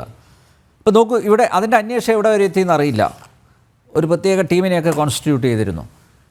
ഇവിടെ പലപ്പോഴും കുട്ടികൾ എന്ന ഒരു പരിഗണന, അവരുടെ ഭാവി എന്താകും എന്നൊക്കെ നോക്കിയാണ് ഈ കേസുകളെ പോലീസ് കൈകാര്യം ചെയ്യുന്നത്. ഇവർക്കൊക്കെ എന്തെങ്കിലും ഒരു ദാക്ഷിണ്യം കൊടുക്കേണ്ടതുണ്ടോ? ഈ കുട്ടി ക്രിമിനലുകൾ അവരെ മുതിർന്നവർ എന്ത് കൃത്യം ചെയ്യുന്നുവോ ആ ഒരു കാറ്റഗറിയിൽ തന്നെ പെടുത്തി കൈകാര്യം ചെയ്യേണ്ടതല്ലേ? കുറ്റം ഒന്ന് തന്നെയാണ്, അതിൻ്റെ ഗ്രാവിറ്റി അത് ഒരുപോലെയാണ്. ഇപ്പോൾ മുതിർന്നവർ ചെയ്താലും അല്ലെങ്കിൽ കുട്ടികൾ ചെയ്തു കഴിഞ്ഞാലും ആ കുറ്റമല്ലാതാവുന്നില്ലല്ലോ. അപ്പോൾ സ്വാഭാവികമായിട്ടും ആ രീതിയിൽ കൂടി കടുത്ത ശിക്ഷ അവർക്ക് ഉറപ്പാക്കുന്ന വിധത്തിലുള്ള ഇടപെടൽ പോലീസിൻ്റെ ഭാഗത്ത് നിന്ന് ഉണ്ടാവണ്ടേ?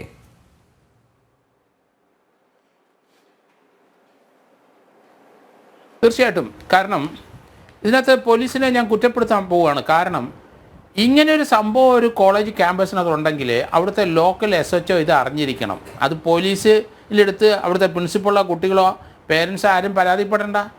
ആ പൂക്കോട്ടൂർ ഉണ്ടായ സംഭവം നമുക്കറിയാമല്ലോ, വയനാട്ടിൽ. ആ 2 ദിവസം ആ കൊച്ചിനെ ഇട്ട് പീഡിപ്പിച്ചതിനെ കൊന്നിട്ട് അവിടുത്തെ ലോക്കൽ SIO DYSP അറിഞ്ഞില്ല.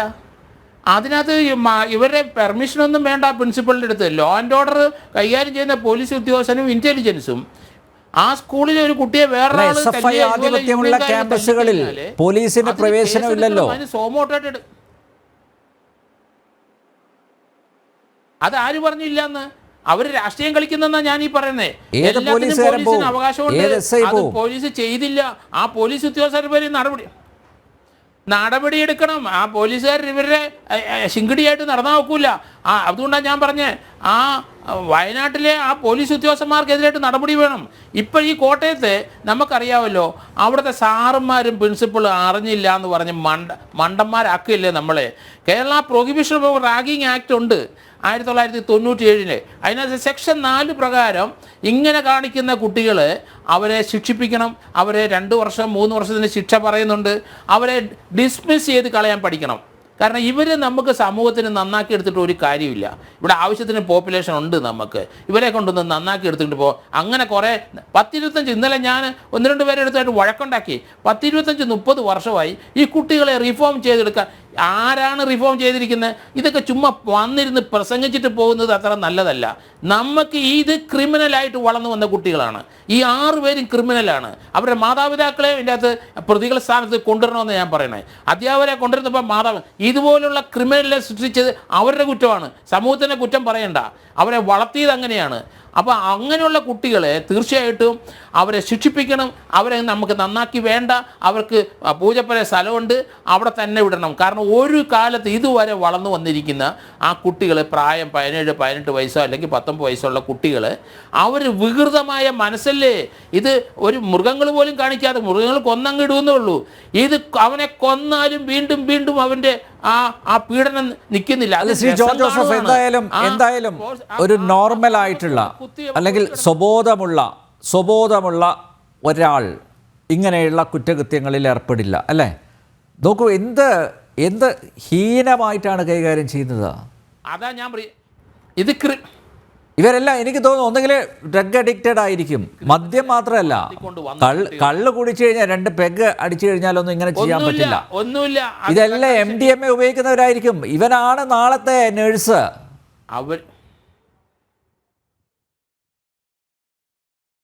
മാലാഖമാരെന്നല്ലേ പറയുന്നത് നേഴ്സുമാരെ. ഇത് ചെകുത്താന്മാരല്ലേ ഇവന്മാര്. ഈ സമൂഹത്തിന് ഇങ്ങനെയുള്ളവരെ നമുക്ക് വേണ്ട. ഇവരെ നമുക്ക് ജയിലിൽ തന്നെ അടയ്ക്കണം. ഒരു കൺസെഷൻ ഈ കുട്ടികളിൽ വഴി കാണും. അവരെ വളർത്തി നന്നാക്കിക്കൊണ്ട് വരാൻ ഒരു രാഷ്ട്രീയക്കാരും പോകരുത്. ഇതുപോലെയുള്ളവരെ നമ്മൾ ഒറ്റപ്പെടുത്തണം. ആ കുടുംബത്തിനെ ഒറ്റപ്പെടുത്തണമെന്ന് ഞാൻ പറഞ്ഞത്. അവർക്ക് മാതാപിതാക്കൾ തന്നെയാണ് ഇതുപോലൊരു മകനെ സൃഷ്ടിച്ച് മറ്റുള്ളവരെ വേദനപ്പെടുത്തുന്ന അവരുടെ പ്രൈവറ്റ് ഭാഗത്ത് അവരെ വെയിറ്റ് കെട്ടി തൂക്കുക എന്ന് പറഞ്ഞാൽ എന്ത് കാടത്തമാണ് ഇവന്മാർ കാണിക്കുന്നത്. അത് നമ്മൾ ആലോചിക്കണം. ആ ചെയ്ത പ്രവൃത്തി ആലോചിക്കണം. നിലവിളിക്കുമ്പോൾ ഈ മുറിവുകളിൽ പുരട്ടിയ ലോഷന്റെ ബാക്കി ആ വായിൽ ഒഴിച്ചു കൊടുക്കുകയാണ്. നോക്കിയേ, ക്രൂരതയുടെ ആ ഒരു ആ എക്സ്റ്റൻഷൻ ഒന്ന് നോക്കിയേ. എന്ത് വൃത്തികേടും കാണിക്കും.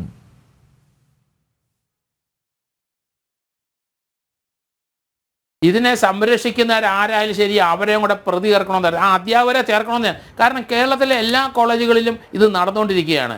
അവിടുത്തെ അധ്യാപകര സംഘടന അത് കണ്ണടച്ചിരിക്കുകയാണ്.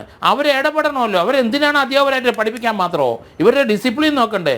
പോലീസിലും പട്ടാളത്തിലൊക്കെ എന്തുകൊണ്ടാണ് ആ ഒരു ഡിസിപ്ലിൻ മെയിൻറ്റെയിൻ ചെയ്യാൻ പറ്റുന്നത്? അത് നമ്മൾ വിചാരിക്കുന്നത് അത് അടിച്ചമർത്തിയിരിക്കും ഡിസിപ്ലിൻ. നമുക്ക് ഡിസിപ്ലിൻ ഇല്ലാതെ ഇവിടെ ഒരു സമൂഹം വളരത്തില്ല. ഏത് ലോകത്തിലെ മുഴുവൻ ഭാഗങ്ങളും നോക്കിക്കോളൂ, നല്ല ഡിസിപ്ലിൻ എൻഫോഴ്സ് ചെയ്തെങ്കിൽ മാത്രമേ ഉള്ളൂ. ഈ ഗുണ്ടായുസം കാണിക്കുന്ന വിദ്യാർത്ഥി സംഘടന അടിച്ചു ഒതുക്കണമെന്നാണ് ഞാൻ പറയുന്നത്. ഞാൻ കുറേ ഏറ് പിടിച്ചവനാണ് യൂണിവേഴ്സിറ്റി കോളേജിലെ. തിരുവനന്തപുരം സിറ്റിയിലെ പല പോലീസ് സ്റ്റേഷനിൽ ഇരുന്നിട്ട് എന്നെ അവിടെ ധാരാളം ഇട്ട് എറിഞ്ഞിട്ടുണ്ട്. പക്ഷേ അതുകൊണ്ടാണ് ഞാനിത് പറയുന്നത്. ഞാൻ നേരിട്ട് അനുഭവിച്ച ആളാണ്. അപ്പോൾ അതുകൊണ്ട് ഇത് നമുക്ക് വകവെച്ച് കൊടുക്കാൻ കഴിയില്ല. ഏത് വിദ്യാർത്ഥി സംഘടനയായാലും ശരി ഇത് അടിച്ചൊതുക്കിയേ പറ്റുള്ളൂ. പോലീസ് ശക്തമായി ആ കോട്ടയം മെഡിക്കൽ കോളേജ് പോലീസ് കേസെടുക്കണം. ഇവർക്ക് ജാമ്യം കൊടുക്കാൻ പാടില്ല. അത് തന്നെയല്ല, ആൻറ്റി റാഗിങ് സെക്ഷൻ മാത്രമല്ല, കൊല്ലാൻ ശ്രമിച്ചത് ഇവന്മാരെ, ആ കുട്ടികളെ പീഡിപ്പിച്ച് കൊല്ലാൻ ശ്രമിച്ചതാണ്. അപ്പം 307 വകുപ്പൂടെ വരണം. ഇവരൊന്നും ജാമ്യത്തിൽ ഇറങ്ങരുത്. സബ് ജയിലിൽ ഇട്ട് തന്നെ ഇതിൻ്റെ ട്രയൽ നടത്താനായിട്ട് പോലീസ് ശ്രദ്ധിക്കണം. ഇവരെ ശിക്ഷിച്ച് ജയിലിൽ തന്നെ വിടണം. ഇവരിവിടെ വന്ന് സമൂഹത്തിൽ ഒന്നും ചെയ്യണ്ട. ഇവർ ക്രിമിനലായി കഴിഞ്ഞു. ഇവരെ നമുക്ക് റിഫോം ചെയ്തെടുക്കാൻ കഴിയില്ല. അവരെ തീർച്ചയായിട്ടും ജയിലിലോട്ട് തന്നെ അയക്കണമെന്ന് തന്നെയാണ് ഞാൻ. അല്ല, ഒരു കാര്യം കൂടെ ജോർജ് ജോസഫ്, കഴിഞ്ഞ ദിവസം അറസ്റ്റിലായ ഇവരെ കോടതിയിൽ ഹാജരാക്കുന്ന സമയത്ത് എത്ര കൂളായിട്ടാണ് പോകുന്നത്. ഇവനൊന്നും ഒരു കുറ്റബോധവുമില്ല, അതിൻ്റെ ഒരു കണിക പോലുമില്ല. പോലീസുകാർ ഒരു പാവപ്പെട്ടവനെ കൈകാര്യം ചെയ്യുന്ന രീതിയൊക്കെ നമ്മൾ കണ്ടതാണ്. മാത്രമല്ല, കഴിഞ്ഞ ദിവസം കണ്ടതല്ലേ പത്തനംതിട്ടയിൽ വിവാഹ സംഘം, അവരെ 2 സ്ത്രീകൾ അവർ പിന്നെ ടോയ്ലറ്റിലേക്ക് പോയ സമയത്ത് പുറത്ത് കൂടിയുന്നവരെ ഏത് രീതിയിലാണ് കൈകാര്യം ചെയ്യുന്നത് അറിയാമല്ലോ. ഇവൻ്റെയൊക്കെ കരണക്കുറ്റി അടിച്ചു പൊട്ടിക്കാനുള്ള ഒരു ആർജവം അതേതെങ്കിലും പോലീസുകാരൻ കാണിച്ചിട്ടുണ്ടാവുമോ? ഇല്ലാന്നാണ് മനസ്സിലാക്കുന്നത് ആ ദൃശ്യങ്ങളിൽ നിന്ന്. എത്ര കൂളായിട്ടാണ് പോകുന്നത്. അവിടെയും വിളി വന്ന് കാണും, ഇവൻ്റെയൊക്കെ നേതാക്കന്മാർ വിളിച്ചു കാണും അവിടെ പോലീസിനെ.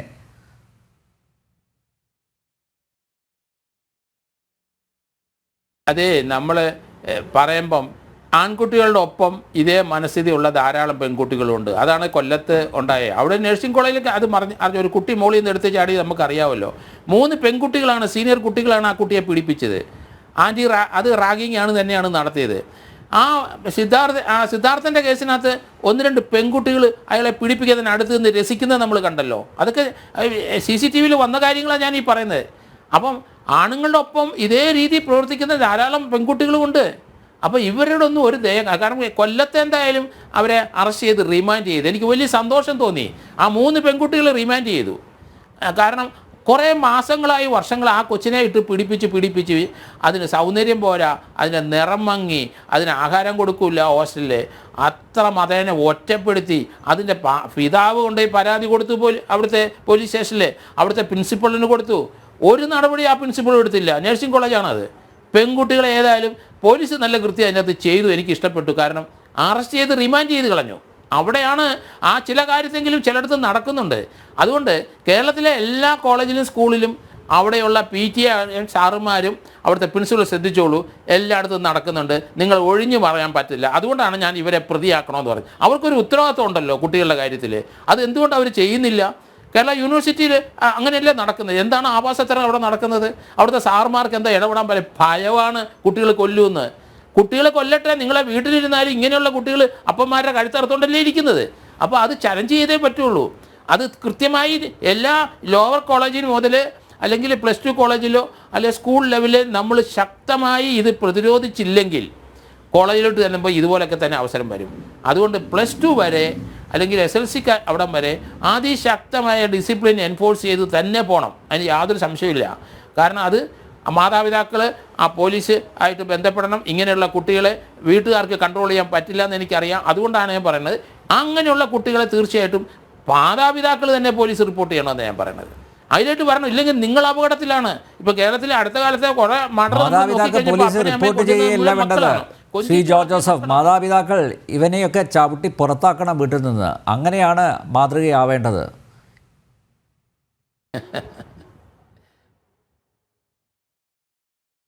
എന്തായാലും അല്ല, വീട്ടിനും ഗുണമില്ല, നാട്ടിനും ഗുണമില്ല. പിന്നെ എന്തിനാണ് ഇവനെയൊക്കെ തീറ്റിപ്പോറ്റുന്നത്? എന്തിനാണ്? അതുകൊണ്ടാണ് അതുകൊണ്ടാണല്ലോ പറഞ്ഞത്, ഈ കോട്ടയത്തെ ഈ കുട്ടികളെ അവരെ ശിക്ഷിപ്പിച്ച് തന്നെ ജയിലിൽ വേണം. നമുക്ക് അവരെ റിഫോം ചെയ്തെടുക്കേണ്ട ഒരു ആവശ്യം ഇല്ല എന്ന് പറയുന്നത് അതുകൊണ്ടാണ്. അവരെ തീർച്ചയായിട്ടും ജാമ്യം കൊടുക്കാൻ പാടില്ല.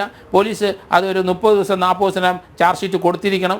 ആൻറ്റി റാഗിങ് മാത്രമല്ല, 307 പഴയ IPC അല്ലെങ്കിൽ BNS സെക്ഷൻ മാറി 307 അറ്റംപ്റ്റ് ടു മർഡറാണ്. ഈ ചെയ്തിട്ട് ആ കുട്ടി മരിച്ചു പോകും. ഇവിടെ പ്രൈവറ്റ് ഏരിയയിൽ വെയിറ്റ് കെട്ടി തൂക്കിയിരിക്കുകയാണ്. അൺകോൺഷ്യസ് ആവും, അന്നേരം തന്നെ ആവും. അൺകോൺഷ്യസ് ആയ ഇവന്മാർക്ക് കെട്ടിത്തൂക്കാനും എളുപ്പമാണ്. അതുകൊണ്ട് ഇത് വകവെച്ച് കൊടുക്കാൻ പറ്റില്ല. അതിശക്തമായി നാട്ടുകാരും മാതാപിതാക്കളും പ്രതിരോധിച്ചേ പറ്റുള്ളൂ. ഒരു പരിധി വരെ ഇതിനകത്ത് ഈ ടീച്ചേഴ്സിനും ഇത് കുറ്റക്കാരാണ് അന്ന് തന്നെ പറഞ്ഞു. അതുകൊണ്ട് അവരെയും കൂടെ പ്രതിയാക്കും. ഇതുപോലെ ഒരു കോളേജിലെ കുട്ടികൾക്ക് ഇതുപോലെ സംഭവം ഉണ്ടായാൽ അവിടുത്തെ സാറുമാരും പ്രിൻസിപ്പളും പ്രതിയാകുന്ന ഒരു അവസ്ഥ വന്നാൽ ഇത് ഒത്തിരി മാറ്റം ഉണ്ടാവും. ഓക്കെ, വളരെയധികം നന്ദി ശ്രീ ജോർജ് ജോസഫ്. ചർച്ചയിൽ പങ്കെടുത്തതിന് കോൺഗ്രസ് വക്താവ് ഡോക്ടർ സോയ ജോസഫ് കൂടി എത്തിയിട്ടുണ്ട് അതിഥിയായി. ഡോക്ടർ സോയ, സിദ്ധാർത്ഥൻ ഇല്ലാതായിട്ട് ഈ ഫെബ്രുവരി 18 ഒരു വർഷം പൂർത്തിയാവുകയാണ്. സിദ്ധാർത്ഥൻ്റെ പ്രതികൾക്ക് കിട്ടിയ ആനുകൂല്യങ്ങൾ അത് ഒരുപക്ഷെ ഈ കേസിലെ പ്രതികൾക്കും കിട്ടാനുള്ള സാധ്യതയുണ്ട്. കാരണം അവർ ഇടതുപക്ഷ സംഘടനയുടെ ഭാരവാഹികൾ ഉൾപ്പെടെയുള്ളവരാണ്.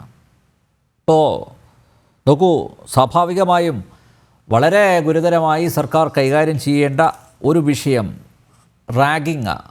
അതിലിപ്പോൾ നോക്കൂ, ഒരു വർഷം വലിയ സിദ്ധാർത്ഥൻ്റെ കൊലപാതകം തന്നെയാണത്. സിദ്ധാർത്ഥൻ്റെ കൊലപാതകം എത്ര ദിവസങ്ങളാണ് നമ്മളൊക്കെ ചർച്ച ചെയ്ത്. പക്ഷേ ആ അന്വേഷണത്തിലുണ്ടായ വീഴ്ചകൾ, പാളിച്ചകൾ, പ്രതികൾക്ക് രക്ഷപ്പെടാനുള്ള എല്ലാ വാതിലുകളും തുറന്നു കൊടുത്തു. അവരെല്ലാം ഇപ്പോൾ ജയിലിൽ വെളിയിലാണ്. ഇവിടെയും അത് ആവർത്തിക്കാനുള്ള എല്ലാ സാധ്യതയും ഇല്ലേ? തീർച്ചയായും കഴിഞ്ഞ ഒരു 8 വർഷമായി കേരളത്തിൽ ഇടതുപക്ഷത്തിന്റെ ഭാഗമായി നിൽക്കുന്ന ഏതാള് വരെയും, ഏത് കുട്ടിസഖാവിന് വരെയും എന്ത് നെറികേടും കാണിച്ചാലും എന്ത് കൊള്ളരുതായ്മ ചെയ്താലും ഇതൊക്കെ വെച്ചുകൊണ്ട് ഇവിടെ നിന്നു പോകാം എന്നുള്ള ഒരു ധാരണ വളരെ കൃത്യമായിട്ടുണ്ട്. അതിന്റെ ധാർഷ്ട്യപരമായിട്ടുള്ള പെരുമാറ്റങ്ങൾ പലയിടങ്ങളിലും, അതിപ്പോ സിദ്ധാർത്ഥന്റെ കൊലപാതകമാവട്ടെ, നവീൻ ബാബു എന്ന് പറയുന്ന ADM-ന്റെ അത്തരത്തിലുള്ള ഒരു ആത്മഹത്യ എന്നുപോലും നമുക്ക് വിളിക്കാൻ കഴിയില്ല. ഇതിലൊക്കെ കാണാൻ കഴിയുന്നത് ഇടതുപക്ഷത്തിന്റെ ഭാഗമായി നിൽക്കുന്ന ആളുകൾ എന്ത് നെറികേട് ചെയ്താലും ഞങ്ങൾക്ക് അത് സംരക്ഷിക്കാനും അല്ലെങ്കിൽ സംരക്ഷിക്കപ്പെടാനുമുള്ള സംവിധാനമുണ്ട് എന്നുള്ള വലിയ തോന്നൽ വളരെ കൃത്യമായി ഉണ്ട് എന്നുള്ളത് തന്നെയാണ്. ഇപ്പൊ ഇന്ന് ഈ നേരത്തെ പറഞ്ഞു വെച്ചതുപോലെ ഞാൻ ആ വീഡിയോ മുഴുവനായും കാണാനൊന്നും എനിക്ക് സാധിച്ചിട്ടില്ല. കാരണം ആ വീഡിയോ കണ്ട് മുഴുവിപ്പിക്കാൻ സാധിക്കുന്ന മനുഷ്യരല്ല നമ്മളൊന്നും എന്നുള്ളതാണ് എനിക്ക് മനസ്സിലാക്കാൻ കഴിയുന്നത്. അത്രയേറെ ബ്രൂട്ടലായിട്ട്. കാരണം സിദ്ധാർത്ഥന്റെ കാര്യത്തിലും, കാരണം നമ്മള് പണ്ട് കാലത്തൊക്കെ കോളേജിന്റെ കലാലയ രാഷ്ട്രീയവുമായി ബന്ധപ്പെട്ട് വലിയ സംഘടനകളും കൊലപാതകങ്ങളും ഒക്കെ ഉണ്ടായിട്ടുണ്ട്. അത് ഒരുപക്ഷെ ആ രാഷ്ട്രീയമായിട്ടുള്ള പ്രശ്നങ്ങൾക്കിടയിൽ അബദ്ധത്തിൽ സംഭവിച്ചു പോകുന്നതോ അല്ലെങ്കിൽ അത്തരത്തിലൊക്കെ ഉണ്ടായിട്ടുള്ള കൊലപാതകങ്ങളും അതൊക്കെ നമുക്ക് മനസ്സിലാക്കാൻ കഴിയുന്ന കാര്യങ്ങളാണ്. അപ്പൊ അത്തരം കൊലപാതകങ്ങളെ ന്യായീകരിക്കുന്നതല്ല ഞാൻ ഒരിക്കലും. പക്ഷേ ഇത് അതിന്റെയൊക്കെ വളരെ പ്ലാൻഡായി, വളരെ ബ്രൂട്ടലായി, അതിന് പൈശാചികം എന്നൊക്കെ പറയുന്നതിന്റെ ഒരു അതിന്റെ ഒരു എക്സ്റ്റെൻഡഡ് ലെവലിലേക്കാണ് നമുക്ക് ഇത്തരം കാര്യങ്ങളെ മനസ്സിലാക്കാൻ കഴിയുക. അത്തരത്തിൽ അവരുപയോഗിക്കുന്ന ടൂൾസ് ഉപയോഗിച്ചുകൊണ്ട് യാതൊരു മനുഷ്യത്വ ബോധവുമില്ലാതെ ഇവരൊക്കെ മൃഗമാണോ മനുഷ്യരാണോ എന്ന് നമുക്ക് തിരിച്ചറിയാൻ കഴിയില്ല. എങ്ങനെയാണ് ഈ കുഞ്ഞുങ്ങളൊക്കെ നാളെ ഇവർക്ക് ഈ ആതുര സേവന രംഗത്തേക്ക് വരുമ്പോ നമ്മളൊക്കെ എങ്ങനെയാണ് ഒരു സർജറിക്കോ അല്ലെങ്കിൽ എന്തെങ്കിലും ചികിത്സക്കോ പോയി ഒരു ആശുപത്രി കട്ടിലിൽ കിടക്കുക എന്ന് നമ്മൾ ചിന്തിച്ചു നോക്കി. ഇവരെന്ത് ചെയ്തു വെക്കാനും മാനസികാവസ്ഥയുള്ള ആളുകളാണ്. ഇവരൊക്കെയാണ് നാളെ ഇത്തരം ആതുര സേവന രംഗത്തേക്ക് പുറത്തു വരേണ്ട ആളുകൾ. അപ്പം നേരത്തെ ജോസഫ് സാറ് പറഞ്ഞതുപോലെ ഇതിൽ ഒരു തരത്തിൽ ഇപ്പൊ ഞാൻ ധാർമ്മിക രോഷം വളരെയധികമാണ്. കാരണം ഇത് കണ്ടുകൊണ്ടിരിക്കുന്ന പൊതുസമൂഹത്തിലെ ഓരോ മനുഷ്യനും പറയുന്ന കാര്യമുണ്ട്, ഇവനെയൊന്നും വെറുതെ വിടരുത്, ഇവനെയൊന്നും ഒരു തരത്തിലും വെറുതെ വിടരുത് എന്ന് പറഞ്ഞു വെക്കുന്ന ഒരു മാനസികാവസ്ഥയിലേക്ക് നമ്മൾ പോകുന്നു. കാരണം അത്തരത്തിൽ അനുഭവിക്കപ്പെട്ട ഒരു കുഞ്ഞ്, ആ കുഞ്ഞിന് മാതാപിതാക്കളുണ്ട്, ആ അച്ഛനും അമ്മയും ഇതൊക്കെ കാണുന്നുണ്ട്. സിദ്ധാർത്ഥന്റെ അച്ഛൻ പറഞ്ഞ വാക്കുകൾ നമ്മുടെ മുൻപിലുണ്ട്, സിദ്ധാർത്ഥന്റെ അമ്മ പറഞ്ഞു വെച്ച വാക്കുകൾ നമ്മുടെ മുൻപിലുണ്ട്. അപ്പൊ ഇതൊക്കെ നിലനിൽക്കുമ്പോഴും വീണ്ടും ഇത്തരത്തിലുള്ള കാര്യങ്ങൾ ഇവിടെ ഒരു മാസങ്ങളായി ഇപ്പൊ പണപ്പിരിവ് ഉൾപ്പെടെ, കാരണം ഗൂഗിൾ പേ ഉപയോഗിച്ച് പണം പിരിക്കുന്നു, മറ്റു തരത്തിലുള്ള ഫോഴ്സ്ഡ് ആയിട്ടുള്ള കാര്യങ്ങൾക്ക് അവർ നിർബന്ധിക്കുന്നു. മാസങ്ങളായി തുടരുന്ന റാഗിങ്. ഇത് ഏതെങ്കിലും ഒരു ഇൻസിഡന്റ് അല്ല, ഇത് എന്തെങ്കിലും ഒരു ഇൻസിഡന്റിന്റെ ഭാഗമായി നടത്തുന്ന കാര്യങ്ങളൊന്നും അല്ല. നിരന്തരം തുടരുന്ന, മാസങ്ങളോളം തുടരുന്ന ഇത്തരം റാഗിങ് കാര്യങ്ങൾ. അപ്പൊ ഇതിനൊക്കെ കുടപിടിക്കുന്ന ആളുകൾ, ഇതൊക്കെ പോലീസിന്റെ ഭാഗത്തു നിന്നുള്ള അന്വേഷണം, കേരള പോലീസിന്റെ ഭാഗത്തു നിന്ന് അന്വേഷണം ഉണ്ടാകുമ്പോൾ ആദ്യം തന്നെ ഇതിൽ കണ്ടെത്താൻ കഴിയുന്ന മുഴുവൻ ലൂപ്പ് ഹോളുകളും കണ്ടെത്തും. സിദ്ധാർത്ഥന്റെ കാര്യവുമായി ബന്ധപ്പെട്ടതാണ് സംഭവിച്ചത്. ആദ്യഘട്ടത്തിലെ തെളിവെടുപ്പ് മുതലുള്ള കാര്യങ്ങളിൽ വലിയ അവധാനത വന്നു. ആ അവധാനത വെച്ച് ലോക്കൽ പോലീസുമായി ബന്ധപ്പെട്ട് അല്ലെങ്കിൽ ആദ്യത്തെ സ്റ്റേജുമായി ബന്ധപ്പെട്ടുള്ള തെളിവെടുപ്പും അതിന്റെ ഭാഗമായിട്ടുള്ള അന്വേഷണങ്ങളും ഒക്കെ വലിയ അവധാനതയോടുകൂടെ, മെല്ലപ്പൊക്കോടുകൂടെ, അല്ലെങ്കിൽ പ്രതികൾക്ക് അനുകൂലമായി നിൽക്കുന്ന സാഹചര്യത്തിലേക്കും സന്ദർഭത്തിലേക്കും ഒക്കെ അതിനെ മാറ്റി എഴുതാനുള്ള ശ്രമമാണ് ഉണ്ടാകുന്നത്. ഇവിടെയും അതാണ് നടക്കാൻ പോകുന്നത്. ഇപ്പം ഡിജിറ്റൽ തെളിവ് ഉൾപ്പെടെയുള്ള കാര്യങ്ങൾ പുറത്തു വന്നിട്ടുണ്ട്. ഇതിൽ ഇനി വേറെ തെളിവുകൾ എന്തെങ്കിലും ആവശ്യമുണ്ടോ എന്ന് നമ്മൾ വിചാരിക്കേണ്ട കാര്യമില്ല. നേരത്തെ പറഞ്ഞതുപോലെ അറ്റംപ്റ്റ് ടു മർഡർ, അതിന്റെ ഏറ്റവും പൈശാചികമായിട്ടുള്ള രീതിയിൽ അതിന്റെ ഒരു ഒരു ഒരു പിന്നെ നമ്മൾ ഏതെങ്കിലും തരത്തിൽ ഒരാളെ കൊന്നുകളയുക, അയാളുടെ ദേഹത്തേക്ക് ഒരു കത്തി കുത്തി കയറ്റുക, അല്ലെങ്കിൽ അയാൾക്ക് വിഷം കൊടുത്തു കൊല്ലുക എന്നൊക്കെ പറയുന്നത് പോലെയല്ല. ഇതിങ്ങനെ ഇഞ്ചിഞ്ചായി മനുഷ്യരെ അത് എത്രത്തോളം എന്ത് മാനസികാവസ്ഥയാണെന്ന് എനിക്ക് പറഞ്ഞു വെക്കാൻ കഴിയുന്നില്ല. എങ്ങനെയാണ് ഈ കുട്ടികൾ ലഹരി ഉൾപ്പെടെയുള്ളതിന്റെ വലിയ അതിപ്രസരം ഇതിന്റെ ഭാഗമായിട്ടുണ്ടാവാം. അപ്പൊ ഇതൊക്കെ നിയന്ത്രിക്കപ്പെടുന്നില്ലെങ്കിൽ ഇതിന്റെ കോളേജിന്റെ പ്രവർത്തനം എങ്ങനെയാണ്, ഈ പറയുന്നത് പോലെ അവിടുത്തെ ഹോസ്റ്റലിന്റെ പ്രവർത്തനം എന്താണ്, ഇതൊന്നും നിയന്ത്രിക്കാനും നോക്കാനും സുരക്ഷിതമായിട്ടുള്ള സംവിധാനങ്ങളും ഇല്ലെങ്കിൽ പിന്നെ എങ്ങനെയാണ് നമ്മുടെ കുഞ്ഞുങ്ങളെ വിശ്വസിച്ച് കോളേജുകളിലേക്ക് അയക്കുക, എങ്ങനെയാണ് ഹോസ്റ്റലിലേക്ക് താമസിക്കാൻ വിടുക എന്ന് ചിന്തിക്കുന്ന മാതാപിതാക്കൾ ഉണ്ടാവില്ലേ? SFI-കാരനുള്ളിടത്ത്, SFI-കാരുമായി ബന്ധപ്പെട്ട സംഘടനാ പ്രവർത്തനം ഉള്ളിടത്ത്, അല്ലെങ്കിൽ ഇത്തരത്തിലുള്ള പിന്നെ ഈ മെയിൻ സ്ട്രീം സംഘടനയുടെ ഭാഗമായി തന്നെ നിൽക്കുന്ന ആളുകൾ ഇത്തരം മോശപ്പെട്ട പ്രവർത്തികളിലേക്ക്, പൈശാചികമായ പ്രവർത്തികളിലേക്ക് മാറുമ്പോൾ നമ്മൾ ഈ മുന്നോട്ട് വെക്കുന്ന വിദ്യാർത്ഥി രാഷ്ട്രീയം എന്ന് പറയുന്ന ഒരു വളരെ പോസിറ്റീവായിട്ടുള്ള ഒരു കോൺസെപ്റ്റ് പോലും ഇല്ലാതാവുന്ന ഒരു സാഹചര്യത്തിലേക്കാണ് പോകുന്നത്. അപ്പൊ തീർച്ചയായും വലിയ പങ്ക് പൊതുസമൂഹത്തിന് ഉൾപ്പെടെ, കാരണം എല്ലാ തരത്തിലും ഇപ്പൊ നമുക്ക് മാതാപിതാക്കളെ ഒരു പരിധിവരെ കുറ്റപ്പെടുത്താനാവുമോ എന്ന് എനിക്കറിയില്ല. കാരണം ഒരുപക്ഷെ അവരെന്തെങ്കിലും മിഡിൽ ക്ലാസ് ജോലി ചെയ്യുന്ന ആളുകളായിരിക്കാം, സാധാരണക്കാരായിട്ടുള്ള ആളുകളായിരിക്കാം. അവരൊരു പക്ഷേ ഇത്തരത്തിലൊന്നും അത്രയൊന്നും കണ്ട് ബോധമുള്ള അല്ലെങ്കിൽ ബോധവാന്മാരായിട്ടുള്ള മനുഷ്യരായിരിക്കും. ഈ കുട്ടികൾ ലഹരി ഉപയോഗിക്കുന്നുണ്ടോ അല്ലെങ്കിൽ അതുമായി ബന്ധപ്പെട്ട് എന്തൊക്കെ കാര്യങ്ങൾ ചെയ്യുന്നുണ്ടെന്നൊന്നും ഒരുപക്ഷെ മനസ്സിലാക്കാൻ കഴിയാത്ത നിസ്സഹായരായ മനുഷ്യരും മാതാപിതാക്കളും ഒക്കെ ഉണ്ടാകും. നമ്മള് പിന്നെ കാടടച്ചാരെയും ആക്ഷേപിക്കുന്നത് കൊണ്ടൊന്നും കാര്യമില്ല. പക്ഷേ തീർച്ചയായും ഇതിനൊക്കെ പരിഹാരം ഉണ്ടാകേണ്ടതുണ്ട്. നിങ്ങളുടെ വീട്ടിൽ അല്ലെങ്കിൽ നിങ്ങളുടെ കോളേജിൽ, നിങ്ങളുള്ള പരിസരങ്ങളിൽ ഇത്തരം മനുഷ്യരുണ്ടെങ്കിൽ, അവരെ തിരിച്ചറിയുന്നുണ്ടെങ്കിൽ തീർച്ചയായും പൊതുസമൂഹത്തിൽ ഒരു തരത്തിലും മുന്നോട്ട് വെക്കാൻ കഴിയാത്ത ഇവരൊന്നും ഇനി ഈ പൊതുസമൂഹത്തിൽ ജീവിക്കാൻ യോഗ്യരല്ല. അതെ, തീർച്ചയായും ഇവരാരും ഈ പൊതുസമൂഹത്തിൽ ജീവിക്കാൻ യോഗ്യരായിട്ടുള്ള ആളുകളല്ല. നാളെ ഇവരൊക്കെ പുറത്തിറങ്ങി കഴിഞ്ഞാലോ അല്ലെങ്കിൽ ഇവരൊക്കെ ഈ പറയുന്ന രീതിയിൽ പൊതുസമൂഹത്തിന്റെ ഭാഗമായി നിൽക്കുന്ന ആളുകളായോ ഒരു ഘട്ടത്തിലും മാറരുത്. ജീവിതത്തിന്റെ ഒരു ഘട്ടത്തിലും മാറരുത്. ഇവരോട് കൂടെ വിശ്വസിച്ച് അന്തി ഉറങ്ങാൻ മാതാപിതാക്കൾക്ക് സാധിക്കില്ല. ഇവർക്ക് ഏതെങ്കിലും ഘട്ടത്തിൽ ഒരു പാർട്ട്ണർ എന്നുള്ളൊരു കോൺസെപ്റ്റ് പോലും ഇവരുടെ ജീവിതത്തിലേക്ക് ഉണ്ടാകാൻ പാടില്ല. കാരണം അത്രയേറെ ബ്രൂട്ടലായിട്ടുള്ള മാനസികാവസ്ഥയിൽ ഒരു 20-21 വയസ്സായിട്ടുള്ള ആളുകളാണ് ഇവരൊക്കെ എങ്ങനെയാണ് ജീവിതത്തെ മനസ്സിലാക്കുന്നത്, എങ്ങനെയാണ് ജീവിതത്തെ കാണുന്നത്, എങ്ങനെയാണ് ഒരു സഹജീവിയോടുള്ള ഇവരുടെ ബോധ്യം എന്നുള്ളത് എനിക്ക് മനസ്സിലാവുന്നില്ല. അപ്പൊ ഇത് നിരാശ തോന്നുകയാണ്. അപ്പൊ ഞാനൊരു അധ്യാപിക കൂടിയാണ്. അപ്പോ എന്നെ സംബന്ധിച്ച് നമ്മൾ കൊടുക്കുന്ന വിദ്യാഭ്യാസം കൊണ്ട്, നമ്മൾ പറഞ്ഞു കൊടുക്കുന്ന വിദ്യാഭ്യാസം എന്ന് പറയുന്നത് തന്നെ അതിന്റെ ബേസിക് കോൺസെപ്റ്റ് പറയുന്നത് to mould your character, to mould your behaviour എന്നൊക്കെ പറഞ്ഞു വെക്കുന്ന നമ്മൾ അധ്യാപകരും അല്ലെങ്കിൽ നമ്മൾ ഉൾപ്പെടുന്ന പൊതുസമൂഹം എന്താണ് ഇവരെയൊക്കെ പഠിപ്പിക്കുന്നത് എന്ന് എനിക്ക് തോന്നിപ്പോവുകയാണ്. അപ്പൊ നമ്മൾ ഉൾപ്പെടെയുള്ള അധ്യാപകർ പ്രതിക്കൂട്ടിൽ നിൽക്കുന്ന ഒരു സാഹചര്യമാണ്. അപ്പൊ ഇത്തരത്തിലൊക്കെയുള്ള കുട്ടികളെ അല്ലെങ്കിൽ എന്ത് ചെയ്യണമെന്ന് നമുക്ക് അറിയാതായി പോകുന്ന ഒരു സാഹചര്യം. അപ്പൊ അവിടുത്തെ പ്രിൻസിപ്പളൊക്കെ പറഞ്ഞു വെക്കുന്ന വാദങ്ങളോടൊന്നും നമുക്ക് യോജിച്ച് മുന്നോട്ട് പോകാൻ കഴിയില്ല. അങ്ങനെ ഒരു കാര്യം നടന്നിട്ടില്ല, ഒന്നും നടക്കുന്നില്ല, ആത്മാർത്ഥമായിട്ടൊന്നും അറിയുന്നില്ല. എന്ത് സ്റ്റുഡൻസ് ഫ്രണ്ട്ലി ക്യാമ്പസ് ആണത്? അല്ലെങ്കിൽ ഈ ഒരു കാര്യം തുറന്നു പറയാൻ ഒരിക്കൽ പോലും എന്തെങ്കിലും ഒരു ഹിന്റ് പോലും കൊടുക്കാൻ കഴിയാത്ത അത്ര മോശപ്പെട്ട ബന്ധമാണോ അധ്യാപകരും കുട്ടികളും തമ്മിലുള്ളത് എന്നൊന്നും എനിക്ക് മനസ്സിലാവുന്നില്ല. കാരണം കുട്ടികൾക്ക് ഒരു ചെറിയ പ്രശ്നം വരുമ്പോൾ അത് തുറന്നു പറയാൻ അധ്യാപകരുടെ അടുത്ത് കഴിയുന്നില്ലെങ്കിൽ, മാതാപിതാക്കളുടെ അടുത്ത് കഴിയുന്നില്ലെങ്കിൽ എന്ത് മനോഭാവമാണ്, അല്ലെങ്കിൽ എന്ത് ആ ക്യാമ്പസുകൾ കൊടുക്കുന്ന കുട്ടികൾക്ക് അല്ലെങ്കിൽ സ്റ്റുഡൻസ് ഫോക്കസ്ഡ് ആയിട്ടുള്ള എന്ത് കാര്യമാണ് ആ ക്യാമ്പസിൽ നിന്ന് കൊടുക്കുന്നത്?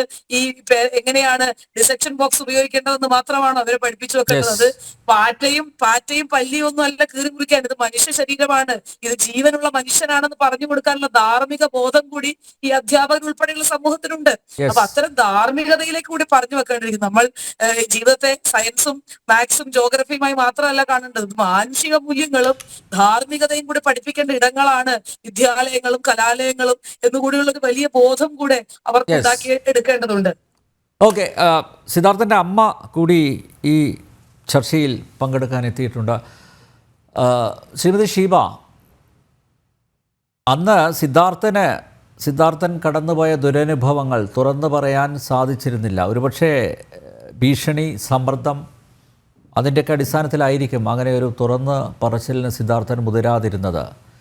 ഇന്ന് എനിക്ക് തോന്നുന്നു ഈ കുട്ടികൾ രക്ഷപ്പെട്ടത് അവർക്കൊരു സാഹചര്യം, ഒരവസരം ഉണ്ടായി, അവസരം ലഭിച്ചു, വീണ് കിട്ടി. അതുകൊണ്ട് ആ കുട്ടിക്ക് തുറന്നു പറയാൻ പറ്റി.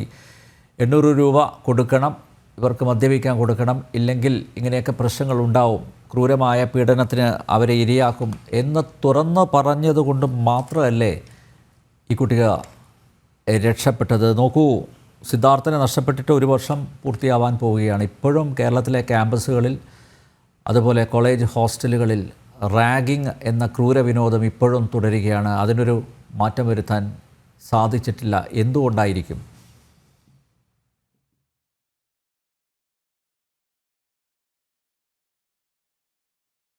ഒരു വർഷമാകാൻ പോയിട്ടും റാഗിങ്ങിൻ്റെ തീവ്രത കൂടിയിട്ടുള്ളതല്ലാതെ കുറഞ്ഞിട്ടില്ല. ഒരു കാരണമേ ഉള്ളൂ, അവർക്ക് കൊടുത്ത ശിക്ഷ. എന്ത് ശിക്ഷയാണ് അവർക്ക് കൊടുത്തത്? എന്തെങ്കിലും നടപടികൾ എടുത്തിട്ടുണ്ടോ? ആ കുട്ടികൾ 1 വർഷം വീട്ടിൽ നിന്നിട്ട് പരീക്ഷ എഴുതാൻ അനുവാദം കൊടുത്തിരിക്കുന്നു കുട്ടികൾക്ക്. തിരികെ കോളേജിലോട്ട് എടുക്കാൻ തീരുമാനിച്ചു എന്നല്ല, കോളേജിൽ എടുത്തു. 1-2 ദിവസം അവർ ക്ലാസ് അറ്റൻഡ് ചെയ്തു. അത് ഞങ്ങൾ അതിനൊരു സ്റ്റേ വാങ്ങി. അല്ലെങ്കിൽ അവരിപ്പോൾ പഠിക്കേണ്ടവരല്ലേ? ഞങ്ങൾ അന്ന് തളർന്നു പോയിരുന്നെങ്കിൽ അവരിപ്പോൾ പഠിക്കേണ്ടവരാണ്. ഡീനെയും അസിസ്റ്റന്റ് വാർഡനെയും തിരികെ എടുക്കാൻ വേണ്ടി കോളേജിൽ നിന്ന് എന്തെല്ലാം ചെയ്യാൻ പറ്റും അത് മൊത്തം നടക്കുന്നു. സച്ചിൻ ദേവ് MLAക്ക് അന്ന് അവിടെ ഡീനെ അസിസ്റ്റന്റ് വാർഡനെയും കയറ്റിയിരിക്കണം. അതിനെ എതിർക്കാൻ വേണ്ടി നിന്നവരുടെ മുന്നിൽ ആക്രോശിച്ച് വിളിച്ചു എന്നാണ് പറയുന്നത്. നമ്മുടെ കുഞ്ഞുങ്ങൾക്ക് പണ്ട് സ്കൂളുകളിൽ പഠിപ്പിക്കുമ്പോൾ കുറച്ച് ദിവസം ഞാനും അധ്യാപികയായിരുന്നതാണ്. വാല്യൂസിൻ്റെ കുറച്ച് ബുക്കുകൾ നമ്മൾ അവരെ പരിചയപ്പെടുത്തി, അല്ലെങ്കിൽ അതിലെ കഥകൾ പറഞ്ഞു കൊടുക്കും.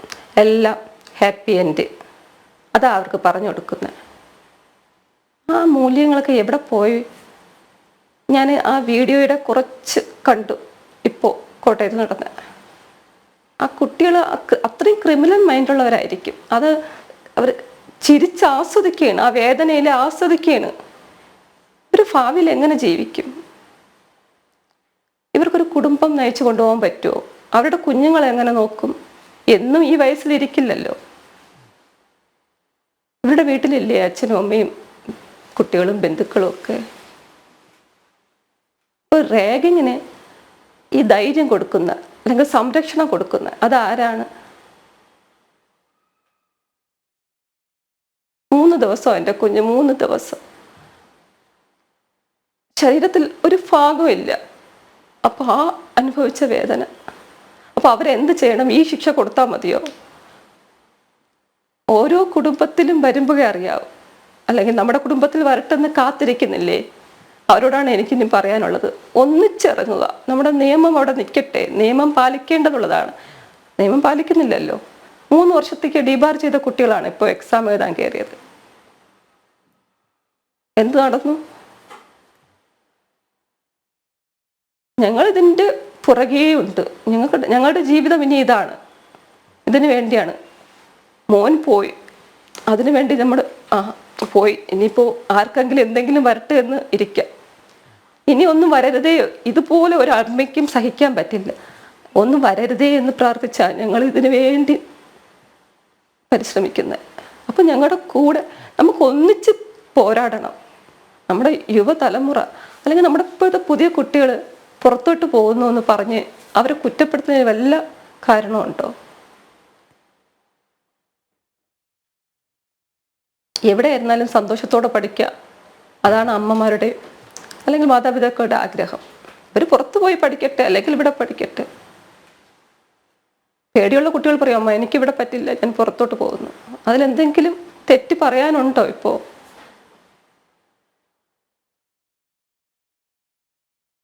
അമ്മ, ഈ സിദ്ധാർത്ഥന്റെ കൊലപാതകത്തിന് ഉത്തരവാദികളായിട്ടുള്ള ആ കുട്ടികൾ, അവരുടെ രക്ഷിതാക്കളോ അല്ലെങ്കിൽ ഈ കുട്ടികളോ പിന്നെ എപ്പോഴെങ്കിലും ബന്ധപ്പെട്ടിരുന്നോ? അവർക്ക് കുറ്റബോധമോ അല്ലെങ്കിൽ അവർക്ക് എന്തെങ്കിലും മാനസാന്തരമോ ഉണ്ടായതായിട്ട് തോന്നിയിട്ടുണ്ടോ? ആരെങ്കിലും ബന്ധപ്പെട്ടിരുന്നോ?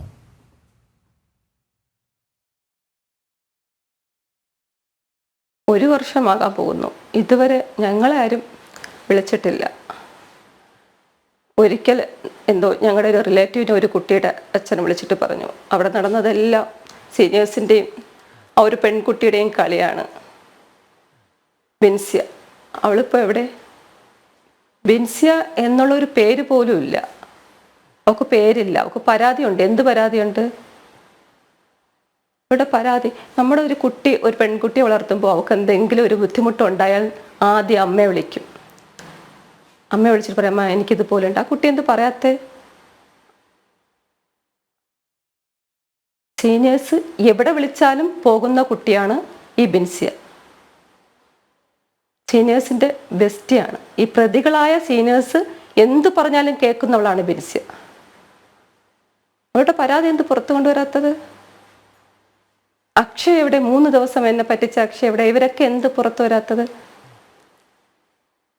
അന്ന് വൈകുന്നേരം വരെയും മോൻ ഇവിടുന്ന് പോയി, സംഭവം കഴിഞ്ഞ് വൈകിട്ട് 5 മണി വരെയും അക്ഷയ് പറയാണ് ഒരു കുഴപ്പമില്ല, ഹോസ്പിറ്റലിലാണ്, ഞാൻ കൊടുക്കാം, ഫോൺ കൊടുക്കാം എന്ന് വരെ പറയുന്നു. അപ്പോൾ ഒരു അമ്മ എന്ത് പ്രതീക്ഷയോടെ ഇരിക്കുന്നു എന്ന് ആലോചിച്ച് നോക്കിയാണ്. ഏതെങ്കിലും ഒരു പ്രതിപട്ടികയിൽ അക്ഷയ് ഉണ്ടോ? അവൻ ആര് സംരക്ഷിക്കുന്നു?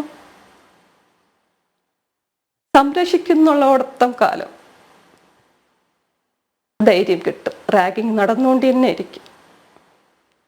പിന്നെ നമ്മുടെ ഈ കോട്ടയത്തെ കേസിൽ ആ കുഞ്ഞിനെ നമുക്ക് നമ്മുടെ കയ്യിൽ കിട്ടി.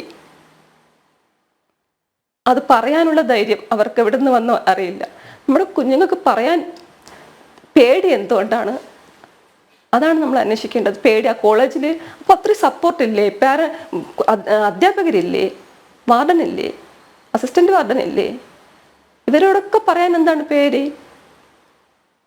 ഇനിയിപ്പോൾ 2-3 ദിവസം കഴിഞ്ഞിട്ട് കോളേജിനകത്ത് വേറെ എന്തൊക്കെ നടന്നു എന്ന് അറിയാൻ പറ്റും. ഇത് ജസ്റ്റ് ഇന്നലെയൊക്കെ നടന്ന സംഭവമല്ലേ? ഇതുപോലെ ഓരോ കാരണങ്ങൾ ഉണ്ടാകാനാണ് കാത്തിരിക്കുന്നത് ഓരോ ക്യാമ്പസും. എന്നിട്ട് നന്നാക്കാമെന്ന്, ഒന്ന് വന്നിട്ട് നമുക്കത് നന്നാക്കാം. വരാതിരിക്കാനുള്ള പ്രിക്കോഷൻസ് ഒന്നുമില്ല.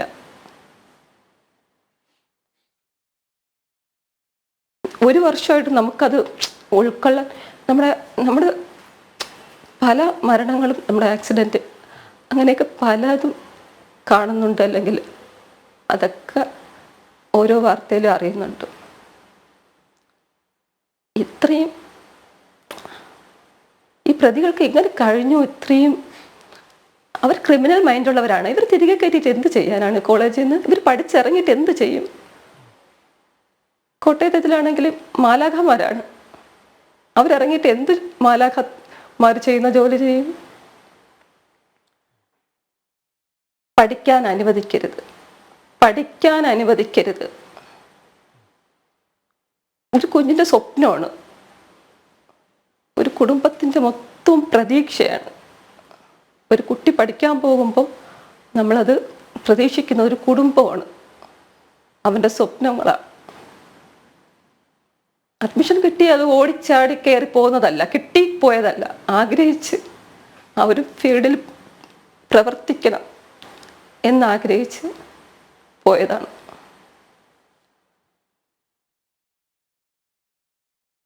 അവിടുത്തെ കാര്യങ്ങളൊക്കെ പറയുമ്പോൾ എന്ത് സന്തോഷമാണെന്നറിയാമോ?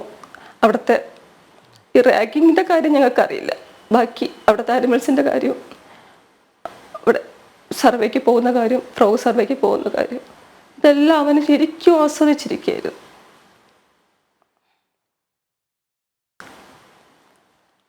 എത്രയോ വർഷം കൊണ്ട് അതിനകത്ത് നടന്ന ഈ ഗുണ്ടായിസം അല്ലെങ്കിൽ കുറേ നരഭോജികൾ അതിനകത്തുണ്ടായിരുന്നവരെ പുറത്തു കൊണ്ടുവരാൻ ഈ അറ്റത്ത് നിന്നും, ഈ തിരുവനന്തപുരത്ത് നിന്നും വയനാട് വരെ പോയ എൻ്റെ കുഞ്ഞ്. ഞങ്ങളിപ്പോൾ അങ്ങനെ വിശ്വസിക്കുന്നത്. ഇവരെ പുറത്തു കൊണ്ടുവരാൻ വേണ്ടി. ഇതിൽ ഓരോ പ്രതികളുടെയും ചുറ്റുപാട് നോക്കിയാൽ അറിയാം, ക്രിമിനൽ ബാക്ക്ഗ്രൗണ്ട് ഉള്ളവർ തന്നെയാണ്. അത് ഓരോരുത്തരുടെ വീതം നോക്കുമ്പോൾ അറിയാം. ഇതിലൊരു കുട്ടിയുടെ അമ്മ ഒരിക്കൽ പോസ്റ്റ് ഇട്ടിരുന്നതാണ്. ആ സമയത്ത് എന്തോ ആയിക്കോട്ടെ, നമ്മുടെ ഒരു കുഞ്ഞിന് നമുക്കൊരു അബദ്ധം പറ്റി, അത് എൻ്റെതോ അവരതോ ആയിക്കോട്ടെ, നമുക്ക് അബദ്ധം നമ്മുടെ കുഞ്ഞിനാണ് പറ്റിയത്, വെറുതെ ഇരിക്കുക, അങ്ങനെയല്ല. ആ അമ്മ പറഞ്ഞതാണ്, എൻ്റെ മകൻ ജയിലിൽ സേഫാണ്, ഞാൻ ഇനി സമാധാനമായി ഉറങ്ങട്ടെ. ഇത് കാണുന്ന ഒരമ്മ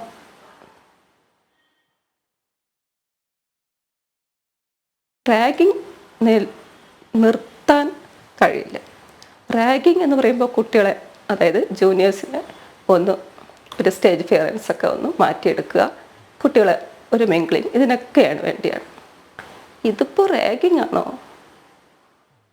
റാഗിങ്ങിൻ്റെ ആ തീവ്രത ഇതൊക്കെയാണോ? ആ കുട്ടികളുടെ ചിരി, ആ കോമ്പസിട്ടൊക്കെ കുത്തിയിട്ടൊക്കെയുള്ള ചിരികൾ.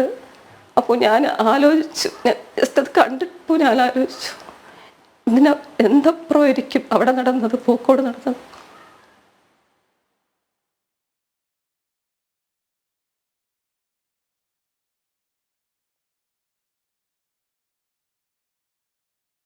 ഒരുത്തനെ പോലും പഠിക്കാൻ അനുവദിക്കരുത്. ഭാവി അവരുടെ ഭാവി അവർ ഇല്ലാതാക്കിയതാണ്. ഒരുത്തരെ പോലും ജീവിക്കാൻ അനുവദിക്കരുത്. സന്തോഷത്തോടെ ജീവിക്കണം, സന്തോഷത്തോടെ, മനസ്സമാധാനത്തോടെ. ഞാനിപ്പോൾ പ്രാർത്ഥിക്കുന്നത് മുൻപിൽ വെള്ളം വച്ചിട്ട് കുടിക്കാൻ കഴിയാതെ ഇവർ കിടക്കണം എന്നാണ്. ആഹാരം കിട്ടാതെ അല്ല, ആഹാരം കിട്ടാതെ നമുക്ക് എത്ര ദിവസം വേണോ കിടക്കാം. ഒരു ഗ്ലാസ് വെള്ളം ഫ്രണ്ടിൽ ഇരുന്നാൽ അതെടുത്ത് കുടിക്കാൻ കഴിയരുത് ഇവർക്ക് ഓരോരുത്തർക്കും. ആ കോളേജിൽ ഒരു വിദ്യാർത്ഥി സംഘടനയുള്ളൂ, SFIയുടെ. ഒരു അധ്യാപക സംഘടനയുള്ളൂ, അത് ഇടതനുകൂലിമാർ. അതാണ്. ഇവരറിയാതെ അവിടെ എന്തെങ്കിലും നടക്കൂ?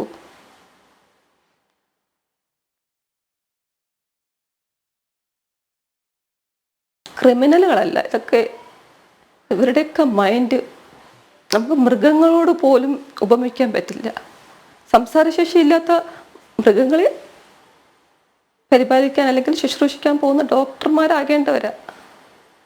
മനുഷ്യന്റെ വിളി കേട്ടിട്ട് കേൾക്കാൻ പറ്റാത്തവരാണോ ഇനി മൃഗങ്ങളെ നോക്കാൻ പോകുന്നത്? പക്ഷേ ഇതിനൊരു അറുതി വേണ്ടേ? നോക്കൂ, ഇത് നിർബാധം തുടരുകയാണ്. നമ്മുടെ സ്കൂളുകളിൽ, കോളേജുകളിൽ, ഹോസ്റ്റലുകളിൽ ഇതിനൊരു അവസാനം ഉണ്ടാക്കണ്ടേ? ഈ നേരത്തെ അക്ഷയ് ചൂണ്ടിക്കാണിച്ചതുപോലെ പ്രതിസ്ഥാനത്ത് ഒരേ ഒരു സംഘടനയാണ് SFI. തീർച്ചയായും ഇവിടെ സിദ്ധാർത്ഥിൻ്റെ അമ്മയുടെ കണ്ണുനീരിൽ നിന്ന് വിദ്യാർത്ഥി സമൂഹം ചിന്തിക്കേണ്ടതും, അല്ലെങ്കിൽ വിദ്യാർത്ഥി സംഘടനാ പ്രവർത്തനം നടത്തുന്നവരായാലും അല്ലാത്തവരായാലും ഒരു പൊതുസമൂഹം ചിന്തിക്കേണ്ടിയിരിക്കുന്ന ഒരു കാര്യം തന്നെയാണ് അമ്മ ഇവിടെ വ്യക്തമാക്കിയിട്ടുള്ളത്. എങ്ങനെയാണ് ഒരു വിദ്യാർത്ഥി സംഘടന ക്യാമ്പസുകൾക്കകത്ത് പ്രവർത്തിക്കേണ്ടത്, അല്ലെങ്കിൽ എങ്ങനെയാണ് ഒരു വിദ്യാർത്ഥി സംഘടന ഇത്തരത്തിൽ പ്രവർത്തിക്കാൻ പാടില്ല? വിദ്യാർത്ഥി സമൂഹങ്ങളെ അല്ലെങ്കിൽ വിദ്യാർത്ഥികളെ ഇത്തരത്തിൽ ക്രിമിനലുകളാക്കിക്കൊണ്ട് പ്രവർത്തിക്കുന്ന ഒരു വിദ്യാർത്ഥി സംഘടനയായി പലപ്പോഴും SFI മാറുന്നു. ഇത് കേവലം ഒരു ആക്ഷേപം മാത്രമല്ല. കേരളത്തിൽ നടന്നുകൊണ്ടിരിക്കുന്ന ഒട്ടനവധി സംഭവങ്ങൾ, അത് കോട്ടയത്തെ വിഷയമെടുത്തു കഴിഞ്ഞാലും പൂക്കോട് വിഷയമെടുത്തു കഴിഞ്ഞാലും ഏതൊക്കെ വിഷയങ്ങൾ എടുത്തു കഴിഞ്ഞാലും അത് പലപ്പോഴും രാഷ്ട്രീയ സംരക്ഷണവും അത്തരത്തിലുള്ള സംരക്ഷണങ്ങൾ കൊണ്ട് തന്നെയാണ് പുതിയ പുതിയ വാർത്തകൾ അത് മാധ്യമങ്ങൾക്ക് ചർച്ച ചെയ്യുന്നതിനു വേണ്ടി മാത്രമല്ല, ഒരു വിദ്യാർത്ഥി സമൂഹത്തെ വളരെ രീതിയിൽ ഭീതിയിലാക്കുന്ന വാർത്തകൾ ഉണ്ടാകുന്നു. ഇവിടെ പറഞ്ഞതുപോലെ ഈ വിഷയത്തിൽ അല്ലെങ്കിൽ ഇതിന് ഇരയായിട്ടുള്ള വിദ്യാർത്ഥി, ആ വിദ്യാർത്ഥിയുടെ ബന്ധു പറഞ്ഞിട്ടുള്ളത്, മകൻ അല്ലെങ്കിൽ അവരുടെ അച്ഛൻ പറഞ്ഞിട്ടുള്ളത്, മകൻ ജർമ്മനിയിൽ പോയി പഠിക്കേണ്ടിയിരുന്ന വിദ്യാർത്ഥിയായിരുന്നു, എന്നാൽ ഇവിടെ ചേർത്ത് ഇവിടെ പഠനം മുന്നോട്ട് കൊണ്ടുപോകാനാണ് ഞങ്ങൾ ശ്രമിച്ചത് എന്നാണ് ആ വിദ്യാർത്ഥിയുടെ, ഇരയായപ്പെട്ട വിദ്യാർത്ഥിയുടെ അച്ഛൻ ഇവിടെ പറഞ്ഞിട്ടുള്ളത്. ഇന്ന് നമ്മൾക്കറിയാം ഒട്ടനവധി വിദ്യാർത്ഥികൾ കേരളം എന്ന് പറയുന്ന ഈ സംസ്ഥാനത്തെ ക്യാമ്പസുകൾ ഉപേക്ഷിച്ചുകൊണ്ട്, സർവകലാശാലകൾ ഉപേക്ഷിച്ചുകൊണ്ട് എന്തുകൊണ്ടാണ് പുറത്തുപോയി വിദ്യാഭ്യാസം പഠനം നടത്താൻ അല്ലെങ്കിൽ വിദ്യാഭ്യാസം നടത്താൻ ആഗ്രഹിക്കുന്നത് എന്ന് ഇവിടുത്തെ വിദ്യാർത്ഥികൾ ശ്രമിക്കുന്നതിനുള്ള ഉദാഹരണങ്ങളാണ് ഇവിടെ ഒരു വിദ്യാർത്ഥി സംഘടന കാണിച്ചുകൊണ്ടിരിക്കുന്നത്. എത്രമാത്രം പൈശാചികമായിട്ടാണ് വിദ്യാർത്ഥിയെ ഒരു കോമ്പസ് കൊണ്ട് കുത്തി അവിടെ ഒരു ഷാമ്പു ഉപയോഗിച്ചുകൊണ്ട് അല്ലെങ്കിൽ ഒരു ലോഷൻ ഉപയോഗിച്ചുകൊണ്ട് എങ്ങനെയൊക്കെ വേദനിപ്പിക്കാം, ആ വേദനിപ്പിക്കുന്നതിലൂടെ രസങ്ങൾ കണ്ടെത്തുന്ന ഒരു വിദ്യാർത്ഥി അല്ലെങ്കിൽ 4-5 വിദ്യാർത്ഥി കൂട്ടം മാത്രമല്ല അവിടെ ഉണ്ടായിട്ടുള്ളത്. അതൊരു സംഘടനയുടെ സംരക്ഷണ തണലിൽ, ഒരു സംഘടനയുടെ സംരക്ഷണം ഉണ്ടെങ്കിൽ ഏതൊരു വിദ്യാർത്ഥിയെയും ഏതൊരു ആളുകളെയും ആക്രമിക്കാമെന്ന് അവർ വീണ്ടും വീണ്ടും നമ്മൾക്ക് കാണിച്ചു തരുന്നു. നമ്മൾക്കറിയാം ആൾക്കൂട്ട കൊലപാതകങ്ങൾ അത് നടക്കുന്ന സമയത്ത്, കേരളത്തിലെ രാഷ്ട്രീയ കൊലപാതകങ്ങൾ നടക്കുന്ന സമയത്ത് ഇവിടുത്തെ MLA-യും മന്ത്രിയും ഉൾപ്പെടെ ജയിലിൽ പോയി സ്വീകരിച്ചുകൊണ്ട് അവർക്ക് നിയമസഹായങ്ങൾ ചെയ്തു കൊടുക്കുന്ന നാടാണ് കേരളം. അതുകൊണ്ട് തന്നെ വളർന്നു വരുന്ന വിദ്യാർത്ഥി സമൂഹത്തിനും അത് കണ്ടു വളരുന്ന വിദ്യാർത്ഥി സമൂഹത്തിന് അത് മനസ്സിലാകുന്നുണ്ട്. ഞങ്ങൾക്കും സംരക്ഷണം കിട്ടും.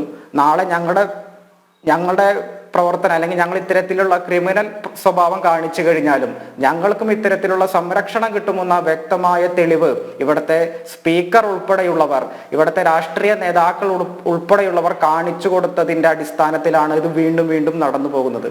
ഇവിടെ ഇത്തരത്തിലുള്ള സംഭവങ്ങൾ നടക്കുന്ന സമയത്ത് അതിനെ തള്ളി പറഞ്ഞിട്ടില്ല. ഈ നിമിഷം വരെ ഈ KGSNA എന്ന് പറയുന്ന സംഘടന SFIയുടെ സംഘടനയല്ലെന്ന് SFIയുടെ ഒരു നേതാവും ഇതുവരെ പറഞ്ഞിട്ടില്ല. ഇടതുപക്ഷ സംഘടനകളൊന്നും ഞങ്ങളുടെ സംഘടനയല്ലെന്നോ അത്തരത്തിലൊന്നും പറഞ്ഞിട്ടില്ല. അപ്പോൾ ഇവരുടെ നേതൃത്വത്തിലാണ് ഇത്തരത്തിലുള്ള സംഘടനകൾ നടക്കുന്നത്, ഇത്തരത്തിലുള്ള റാഗിംഗ് വിഷയങ്ങൾ ക്യാമ്പസുകളിൽ നടക്കുന്നത് എന്ന് നമ്മൾക്ക് ഇതിൽ നിന്ന് വ്യക്തമാവാം. ഈ സിദ്ധാർത്ഥന്റെ അമ്മ ഉൾപ്പെടെയുള്ളവരുടെ കണ്ണുനീരിൽ നിന്ന് നമ്മൾക്ക് മനസ്സിലാക്കാൻ വേണ്ടി സാധിക്കുന്നത് കേരളത്തിൽ നിന്ന് റാഗിംഗ് ആയാലും ഇത്തരത്തിലുള്ള സംഘടനകളായാലും അത് ഇവിടെ അവസാനിക്കണമെങ്കിൽ SFI എന്ന് പറയുന്ന വിദ്യാർത്ഥി സംഘടനയെ കേരളത്തിലുള്ള വിദ്യാർത്ഥികൾ അടിച്ചു പുറത്താകുന്ന കാലം വിദൂരമല്ല. ആ കാലത്തിലേക്ക് വന്നു കഴിയുമ്പോൾ തന്നെ ഇവിടെ കേരളം എന്ന് പറയുന്ന സംസ്ഥാനത്ത് റാഗിംഗ് പോലെയുള്ള വിഷയങ്ങൾ ഉണ്ടാകില്ലെന്നാണ് ഞങ്ങൾക്ക് പറയാനുള്ളത്. ഇവിടെ ഒരു കാര്യം പറയാനുള്ളത്, ഈ 6 മാസം മുൻപേ അല്ലെങ്കിൽ ഇത്തരത്തിലുള്ള റാഗിംഗ് ഉൾപ്പെടെ ഉണ്ടാകുന്ന സമയത്ത്, ഈ കോട്ടയത്ത് നടക്കുന്ന സമയത്ത് ഇവിടുത്തെ ആ കോളേജിന്റെ പ്രിൻസിപ്പൽ ഉൾപ്പെടെയുള്ളവർ, ആ ഹോസ്റ്റലിന്റെ വാർഡൻ ഉൾപ്പെടെയുള്ളവർ എവിടെയായിരുന്നു? ഈ വിഷയം അവർക്ക് മനസ്സിലാക്കാൻ സാധിക്കാതെ അല്ലെങ്കിൽ വിദ്യാർത്ഥികൾ ഇത്ര റാഗിങ്ങിൽ പെടുന്നുണ്ടെന്ന് അവർക്ക് മനസ്സിലാക്കാതെ സാധിക്കുന്നത് എന്തുകൊണ്ടാണെന്നുള്ള വ്യക്തമായ അന്വേഷണം ഇവിടെ നടത്തണം. അത് കേവലം ഇടതുപക്ഷ സർക്കാരുകൾ എല്ലാ കാലഘട്ടത്തിലും സിദ്ധാർത്ഥന്റെ മരണം ഉൾപ്പെടെയുള്ളത് അട്ടിമറിച്ചതുപോലെയുള്ള അട്ടിമറികൾക്ക് ഇവിടെ വേദിയാകരുതെന്നാണ് ABVPക്ക് പറയാനുള്ളത്. ഇത്തരത്തിലുള്ള ക്രിമിനലുകളെ കേരളത്തിന്റെ പൊതുസമൂഹത്തിന് മുന്നിൽ കൊണ്ടുവന്നുകൊണ്ട് വ്യക്തമായിട്ടുള്ള നിയമ നടപടികൾ സ്വീകരിക്കണമെന്നാണ് ABVPക്ക് ഇവിടെ ആവശ്യപ്പെടാനുള്ളത്. ഡോക്ടർ സോയ, എന്തായാലും ഈ പീഡനത്തിന് ഇരയാവുന്നവർ, റാഗിങ്ങിന് ഇരയാവുന്നവർ തന്നെ അത് തുറന്നു പറയാൻ മുന്നോട്ട് വരണം, അല്ലേ? ഇനി ഒരിക്കലും അറച്ചു നിൽക്കരുത്, അല്ലേ? അതല്ലേ നമ്മൾ ഈ കോട്ടയം സംഭവത്തിൽ നിന്ന് മനസ്സിലാക്കേണ്ടത് അത് തന്നെയല്ലേ? തീർച്ചയായും അതൊരു ചെറിയ രീതിയിലുള്ള ഒരു അനുഭവമാണെങ്കിൽ പോലും അത് വാക്കുകൊണ്ടോ അല്ലെങ്കിൽ അത്തരത്തിലുള്ള ഏത് തരത്തിലുള്ള ഒരു മുറിപ്പെടുത്തലാണെങ്കിലും അത് തുറന്നു പറയാൻ കഴിയണം. ക്യാമ്പസുകൾ എന്ന് പറയുന്നത് വിദ്യാർത്ഥികൾക്ക് പഠിക്കാനും അവരുടെ കലാപരവും കായികപരവുമായിട്ടൊക്കെയുള്ള മുന്നേറ്റങ്ങൾക്ക് വേണ്ടിയിട്ടുള്ള കാര്യമാണ്. അല്ലാതെ ഇത്തരത്തിലുള്ള ബ്രൂട്ടാലിറ്റീസും ക്രിമിനൽ ആക്ടിവിറ്റീസും നടമാടുന്ന ഇടങ്ങളായിട്ടല്ല കേരളത്തിലെ ക്യാമ്പസുകളും കലാലയങ്ങളും ഒക്കെ മാറേണ്ടത്. അത് ഇത്തരത്തിലുള്ള SFI പോലെയുള്ള സംഘടനകൾ ഇത്തരത്തിലുള്ള ആളുകളെ സംരക്ഷിക്കുന്നത് വഴി പ്രതികൾക്ക് അല്ലെങ്കിൽ ഇത്തരത്തിലുള്ള മാനസികാവസ്ഥയുള്ള ആളുകൾക്ക് കിട്ടുന്ന ഊർജം ചെറുതല്ല. അവർ വീണ്ടും വീണ്ടും ഇത് ആവർത്തിച്ചുകൊണ്ടിരിക്കും. അതുകൊണ്ടാണല്ലോ സിദ്ധാർത്ഥന്റെ വിഷയമൊക്കെ കേരളം ഇത്ര കണ്ട് ചർച്ച ചെയ്തിട്ടും ആ അമ്മയുടെ വാക്കുകൾ മുറിഞ്ഞു പോകുന്നത് നമ്മൾ കേട്ടതാണ്. അപ്പോ അത്തരത്തിലുള്ള വലിയ ചർച്ചകൾ നടന്നിട്ടും വലിയ സമരങ്ങളും പ്രക്ഷോഭങ്ങളും അതിന്റെ ഭാഗമായി നടന്നിട്ടും ഇതൊന്നും കൂസലില്ലാത്ത കാര്യമാണ് എന്ന് തോന്നുന്ന തരത്തിൽ, അല്ലെങ്കിൽ അതൊന്നും ഞങ്ങളെ ബാധിക്കുന്ന കാര്യമേ അല്ല, ഞങ്ങൾ അതിനൊക്കെ അതീതരാണ് അല്ലെങ്കിൽ അതിനപ്പുറത്ത് നിൽക്കുന്ന ആളുകളാണ് എന്നുള്ള ധാർഷ്ട്യവും ധാരണയും ബോധവും എവിടുന്നാണ് ഇവർക്ക് വന്നത് എന്നുള്ളത് അത് ഈ പറയുന്ന ഇവർ പിടിക്കുന്ന കൊടിയുടെ തണൽ തന്നെയാണ്. ആ കൊടി മുന്നോട്ട് വെക്കുന്ന ധാർഷ്ട്യവും അഹങ്കാരവും ഒന്നും സഹിക്കേണ്ടവരല്ല കേരളത്തിലെ ക്യാമ്പസിലെ കുട്ടികൾ. ആ കുട്ടികൾ അത്തരത്തിൽ മുന്നോട്ട് പോകേണ്ടവരുമല്ല. അതുകൊണ്ട് SFI എന്നുള്ളത് ബാൻ ചെയ്യപ്പെടേണ്ട സംഘടനയാണ് എന്നുള്ളത് വെറുതെ ഒരിക്കൽ പറഞ്ഞു വെച്ചതല്ല ഹൈബി ഈഡൻ. അത് വീണ്ടും വീണ്ടും ഹൈബി ഈഡൻ MP ഒരിക്കൽ പറയുകയുണ്ടായി പാർലമെന്റിൽ, SFI എന്നുള്ളത് ബാൻ ചെയ്യപ്പെടേണ്ട സംഘടനയാണെന്നുള്ളത്. അത് വീണ്ടും വീണ്ടും ബാൻ ചെയ്യപ്പെടേണ്ടതാണ് എന്നുള്ളത് അവർ തന്നെ അവരുടെ പ്രവർത്തികളിലൂടെ തെളിയിക്കുന്ന സാഹചര്യമാണ് ഉണ്ടായിക്കൊണ്ടിരിക്കുന്നത്. ഓക്കെ, ദൈവത്തിൻ്റെ മാലാഖമാർ നഴ്സുമാരെ അങ്ങനെയാണ് വിശേഷിപ്പിക്കാറുള്ളത്. പക്ഷേ ഈ ചെകുത്താന്മാരൊക്കെ നാളെ നഴ്സുമാരായാൽ ഉണ്ടാകുന്ന ഭവിഷ്യത്തുകളെ പറ്റി, പ്രത്യാഘാതങ്ങളെപ്പറ്റി ഒന്ന് ആലോചിച്ച് നോക്കി. അതുകൊണ്ട് ഇവരുടെ മാതാപിതാക്കൾ തന്നെ മുൻകൈയെടുത്ത് ഇവരെ ചവിട്ടി പുറത്താക്കുക. ഇന്ന് ഇത്രയും ക്രൂരകൃത്യങ്ങൾ ചെയ്തവർ നാളെ ഒരുപക്ഷെ നിങ്ങളുടെ തന്നെ അന്തകർ ആയേക്കാം. മക്കൾ കള്ളു കുടിക്കുന്നുണ്ടോ അല്ലെങ്കിൽ കഞ്ചാവ് അടിക്കുന്നുണ്ടോ പഠിക്കുന്നുണ്ടോ എന്നൊക്കെ അറിയാനുള്ള മിനിമം വിവേകമെങ്കിലും മാതാപിതാക്കൾ കാണിക്കണം. ജനറൽ ഡിബേറ്റ് ഇവിടെ പൂർണ്ണമാകുന്നു. ചർച്ചയിൽ പങ്കെടുത്ത എല്ലാ അതിഥികൾക്കും നന്ദിയൊപ്പം പ്രേക്ഷകർക്കും.